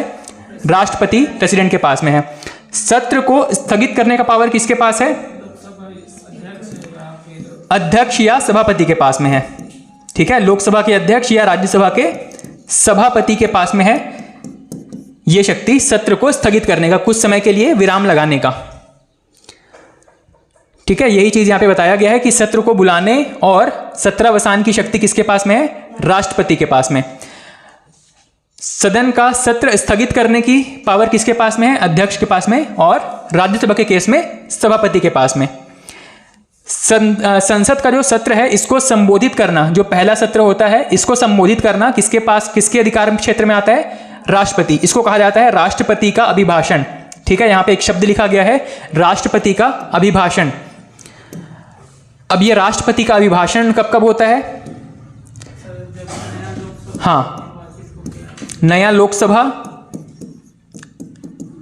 या नया मतलब राज्यसभा तो नया नहीं होता है, हमेशा चलते रहता है। तो राष्ट्रपति का अभिभाषण किस समय होता है? सबसे पहली चीज, अगर नया लोकसभा चुन करके आया है या फिर कोई भी नया सत्र जब शुरू होता है। ठीक है, नया सत्र दोनों जगह पे, लोकसभा में भी और राज्यसभा में भी। नया सेशन जब स्टार्ट होगा तो राष्ट्रपति पहली मीटिंग को, पहली बैठक को क्या करेगा? यहां पर एड्रेस करता है, अभी अपना कुछ भाषण देता है। इसी को हम कहते हैं राष्ट्रपति का अभिभाषण। ठीक है, यह भी राष्ट्रपति की शक्तियों के अंदर आता है। नया लोकसभा जब चुन करके आएगा उस दिन, और नया लोकसभा का जब पहली मीटिंग होगी और उसके बाद जब भी नया सेशन स्टार्ट होगा उस सभी समय पे उस पहली बैठक में क्या करेगा? राष्ट्रपति एक भाषण देगा। इसी को हम कहते हैं राष्ट्रपति का अभिभाषण। इसके अलावा कोई भी नया जो सत्र चालू होता है, चाहे शीत सत्र हो, मानसून सत्र हो, बजट सत्र हो, हर एक सत्र की जो पहली बैठक होगी उसको भी संबोधित करने का काम राष्ट्रपति का है। इसी को हम कहते हैं राष्ट्रपति का अभिभाषण। नेक्स्ट है आपका, ये बताया गया है कि ये जो अभिभाषण है या संबोधन है वो अलग अलग लोकसभा में अलग हो सकता है या राज्यसभा में अलग हो सकता है। दूसरी चीज, चाहे तो लोकसभा और राज्यसभा को एक साथ बुला करके, जिसको हम क्या कहते हैं? संयुक्त बैठक कहते हैं। ठीक है, तो संयुक्त रूप से दोनों को एक साथ बुला करके यहाँ पे संबोधित कर सकते हैं। इसको हम कहते हैं संयुक्त संबोधन। ठीक है, ये राष्ट्रपति की स्वविवेकी शक्ति है, उनकी मर्जी है कि वो अलग अलग एड्रेस करेंगे या दोनों को एक साथ बुला लेंगे। उसके बाद में इनका विशेष अभिभाषण। ये विशेष अभिभाषण कब होता है? जब संयुक्त बैठक बुलाई गई हो। ठीक है, जैसे कि नए लोकसभा के सामान्य जो इलेक्शन होते हैं उस कंडीशन में, और हर वर्ष जब नया बैठक स्टार्ट होता है, या जिसको हम कहते हैं नया सत्र, इसको नया वर्ष ना करके हम कह सकते हैं नया सत्र। जब भी नए सत्र की बैठक होगी उस समय एक बैठक बुलाई जाती है, इसको हम कहते हैं विशेष अभिभाषण। उसके बाद में यहां पर यह बताया गया है कि किसी व्यक्ति की निर्योग्यता तय करने के लिए कौन जिम्मेदार होता है। अब वापस पुरानी पढ़ी हुई चीजों में से कुछ बताइएगा। मान लीजिए किसी व्यक्ति को दल बदल के आधार पर निर्योग्य ठहराया गया है, तो कौन ठहराएगा? दल बदल के हिसाब से किसी को अयोग्य ठहराना है, अयोग्य ठहराना है, तो इसकी पावर किसके पास है? लोकसभा के। कंफर्म?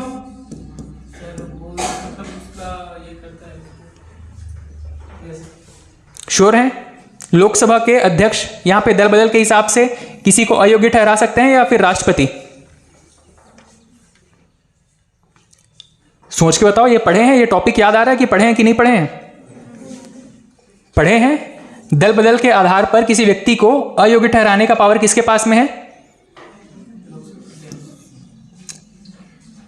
कंफर्म? ठीक, लोकसभा अध्यक्ष के पास में है।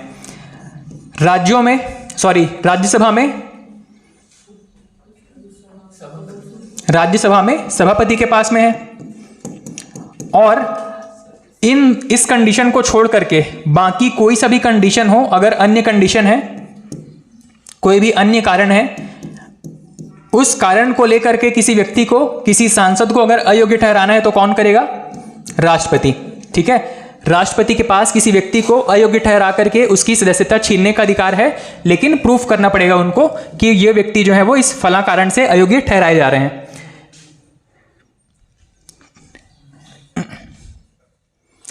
ठीक, यहां पर दो चीजें हैं, किसी व्यक्ति को दल बदल के आधार पर अयोग्य ठहराने की पावर किसके पास है? अध्यक्ष के पास में और सभापति के पास में। दूसरा चीज है अन्य कारण से अयोग्य ठहराने का पावर किसके पास में है? राष्ट्रपति के पास में। उसके बाद में कुछ विधेयक राष्ट्रपति के पूर्व अनुमति से लाए जाते हैं। एक एग्जाम्पल बता दो, आपको पढ़ाया जा चुका है। कुछ विधेयक या कुछ बिल्स जो हैं वो राष्ट्रपति की पूर्व अनुमति से लाते हैं। मनी बिल हो गया, और फाइनेंशियल बिल। अच्छा, कौन कौन से बिल हमने पढ़ा हुआ है अभी तक? 4 प्रकार के बिल पढ़े हैं। कौन कौन से थे? साधारण विधेयक, वित्त विधेयक, धन विधेयक और संविधान संशोधन विधेयक। कौन सा राष्ट्रपति की अनुमति से लाया जाएगा? धन विधेयक। श्योर? बस एक ही है और कोई है? सर वो स्टेट वाला जो था उसमें भी सर जो आर्टिकल 2 और 3। अच्छा, मतलब राज्यों के पुनर्गठन के लिए या किसी नए राज्य को शामिल करने के लिए जो बिल है वो भी लाएंगे। ठीक है, वो सामान्य विधेयक के अंदर आ जाएगा। ठीक है, इसके अलावा संविधान संशोधन विधेयक, राष्ट्रपति की अनुमति चाहिए या नहीं चाहिए? ठीक, पूरा दूध दही एक साथ मिक्स हो गया। एक हमने पढ़ा था साधारण विधेयक, फिर हमने पढ़ा था वित्त विधेयक, इसके अलावा एक पढ़ा था हमने धन विधेयक, और सबसे लास्ट में था आपका संविधान संशोधन विधेयक। डिफरेंस तो समझ में आ गया था। इनको डिफाइन किया गया है, इसको कहीं भी डिफाइन नहीं किया गया है। इसीलिए अगर आपको साधारण विधेयक का डेफिनेशन कभी पूछा जाए तो ये कहेंगे कि कोई भी ऐसा विधेयक जो वित्त विधेयक, धन विधेयक और संविधान संशोधन विधेयक की परिधि से बाहर है वो सभी क्या है? साधारण विधेयक है। वित्त विधेयक और धन विधेयक में क्या चीजें डिस्कस की जाती हैं? तो वित्त या पैसों से संबंधित, कर लगाने, कर हटाने, किसी दूसरे देश से ऋण लेने, ऋण देने संबंधित बात की जाती है वित्त विधेयक और धन विधेयक में। ठीक है, संविधान संशोधन विधेयक में किसकी चर्चा होगी? जैसा उसके नाम में है, संविधान में संशोधन के बारे में चर्चा होगी, तो उसको कहा जाएगा संविधान संशोधन विधेयक। कोई भी विधेयक अगर साधारण विधेयक के रूप में लाया गया है तो राष्ट्रपति की पूर्वानुमति चाहिए या नहीं चाहिए?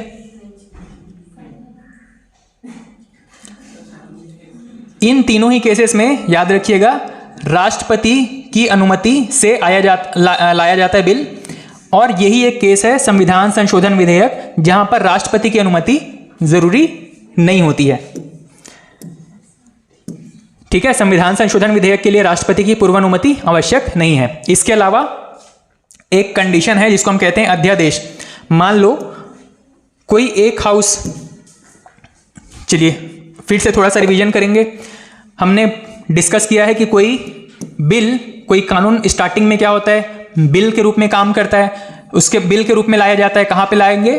तो लोकसभा, राज्यसभा में कहीं भी ला सकते हैं। फिर जाएगा किसके पास में? राष्ट्रपति के पास में। हमने डिस्कस किया कि कहीं भी एक हाउस में है तो दूसरे हाउस में जाना जरूरी है।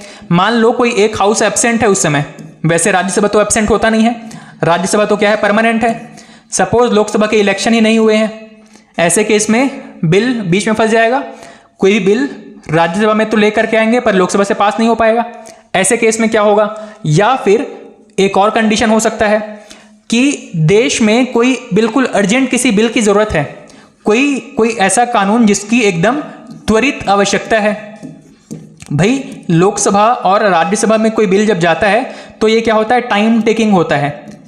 ठीक है, समय साध्य होता है, समय लगता है किसी बिल को पास होने में, समय साध्य है। ठीक है, लोकसभा में जाएगा, लोकसभा में 3 वाचन होंगे, बैठक होंगी, उसके बाद में अगर वहां से अप्रूव हो गया तो फिर उनमें मतलब वोटिंग होगी, वोटिंग में पास हो गया तब जाके राज्यसभा में जाएगा, राज्यसभा में फिर से 3 वाचन होंगे, वहां से पास होगा तब जा करके, मतलब कोई छोटा मोटा अगर बिल है तो पूरा एक सेशन खत्म हो जाता है, 3-4 महीने का पूरा सेशन इसमें खप जाएगा, तब जाके राष्ट्रपति साइन करेगा, तब जाकर के फिर वो बिल क्या बनेगा? एक्ट बनेगा। लेकिन मान लो देश में किसी समय पे अर्जेंट किसी कानून की आवश्यकता है, ऐसे केस में इस पूरे प्रोसेस को बाईपास करके हम कुछ कानून बना सकते हैं। ठीक है, इस पूरे प्रोसेस को हम बाईपास करके कुछ कानून बना सकते हैं।